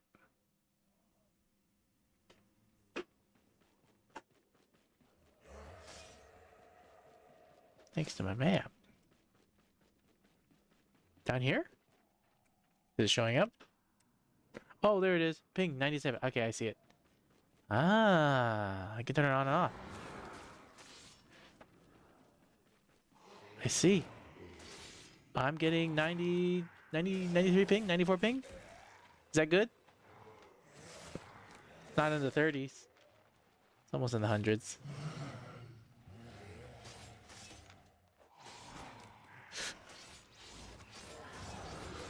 I would say it's not bad, but it's probably not the best. If I could get 30 ping, that'd be nice. Oh, somebody just got this chest. Look at that. I was 5 minutes too late.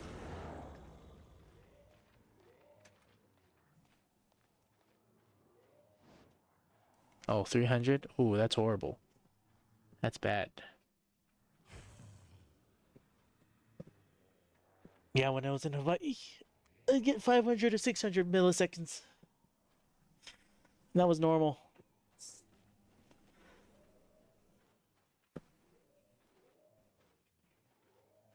That's what some of my brothers play with. Ridiculous high ping, so it's pretty nasty. What are the chess times? So it's between 55 minutes and an hour and a half. And they respawn depending on the level of what spawns, right? But if you set a timer for between 55 minutes, come back every 55 minutes, it will normally spawn in the 55-minute mark. Now, there are a few things that can change the spawn times, such as if you open this up, and if you look at if it's glowing, so this castle's not glowing, that castle's not glowing, let me go find a glowy castle. So an event happens, it can change the timer, and then they can spawn within a 30-minute time frame. So you have to keep that aware. So if you see any of these that are glowy, I'm trying to find a glowy castle. I can't find any glowy castles. So none of the events are going on. But you know, like when the event happens and it's doing it. Hey, Perez69, welcome back. Yeah, if you see if events going off, the timer can reset to 30 minutes. It fluctuates, it depends. But on average, if you defeat them, it's a 55-minute timer. And it can be anywhere between 55 minutes and an hour and a half. It just depends on what's supposed to spawn. So if something really big spawns, it could take an hour and a half between the next spawn. But uncommon, most common, if you come back every 55 minutes, you'll be right on time.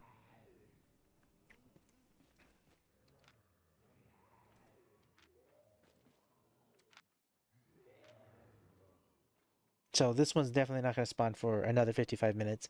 So the 5 minutes after he dies, right? The chest despawns. The 55-minute marker type kicks in.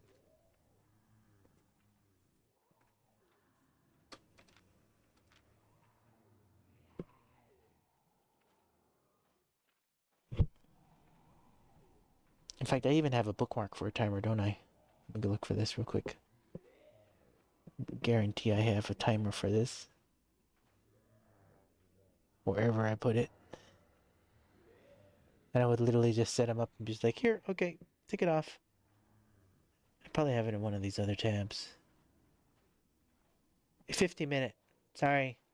It's 50 minutes, not 55. 50 minutes. As soon as the boss dies, it's a 50-minute timer.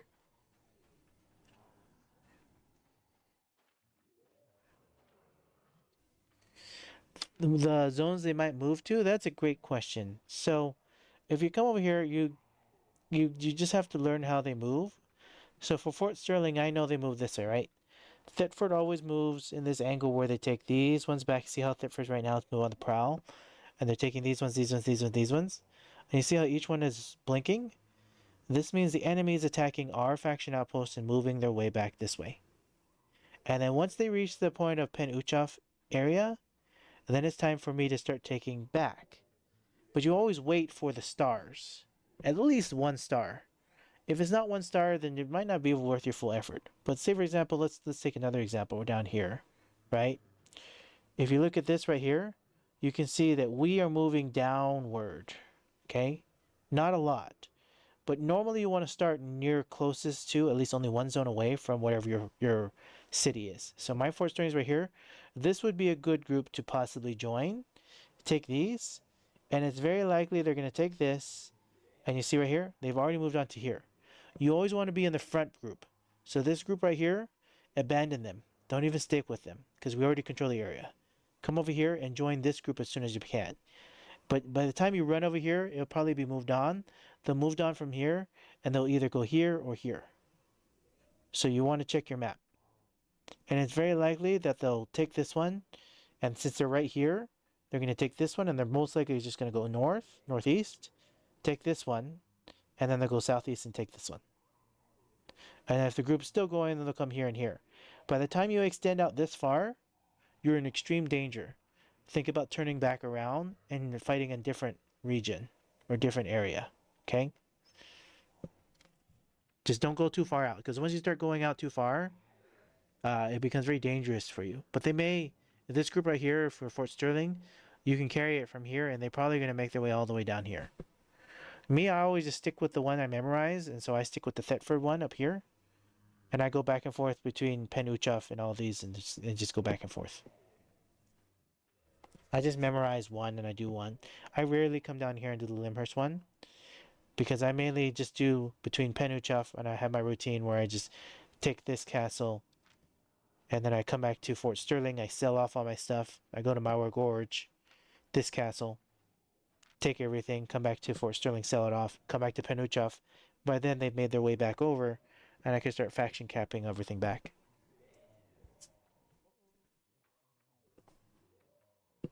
That's how I do mine. And that's just my routine. And that's all just about getting fame and leveling up.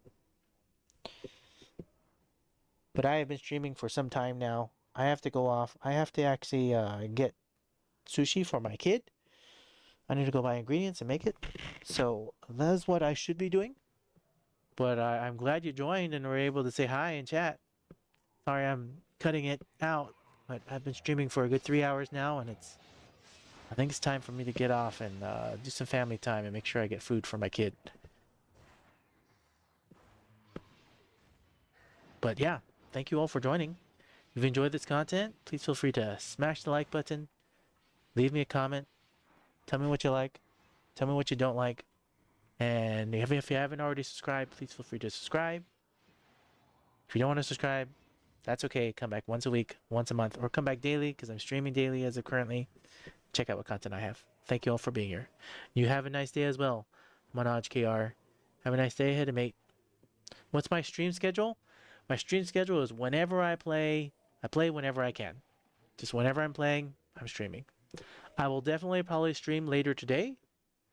It may not be Albion Online. It may be Cosmeteer content, because I still have to get that out, because in my Discord channel, that's originally what I started with, and I have a lot of people that want me to start building more new ships. But I may stream a third time today as well and do more Albion content. But right now, my stream schedule is I play when I can play. I got work, I got family, and just whenever I got free time and whenever I can play, I just stream whatever I'm playing. But so far, I've been streaming every day, at least 2 to 3 times a day. I stream, so whenever I can play. Sometimes it's only an hour at a time, sometimes it's only half an hour, but I just have myself a goal. Whatever I'm playing, whatever I decide to play, I'm just gonna stream it. Cool. Thanks so much. You both have a wonderful rest of your day. Thanks, Perez69, and thanks, Manoj KR. You both have a good one. We'll maybe catch you later today.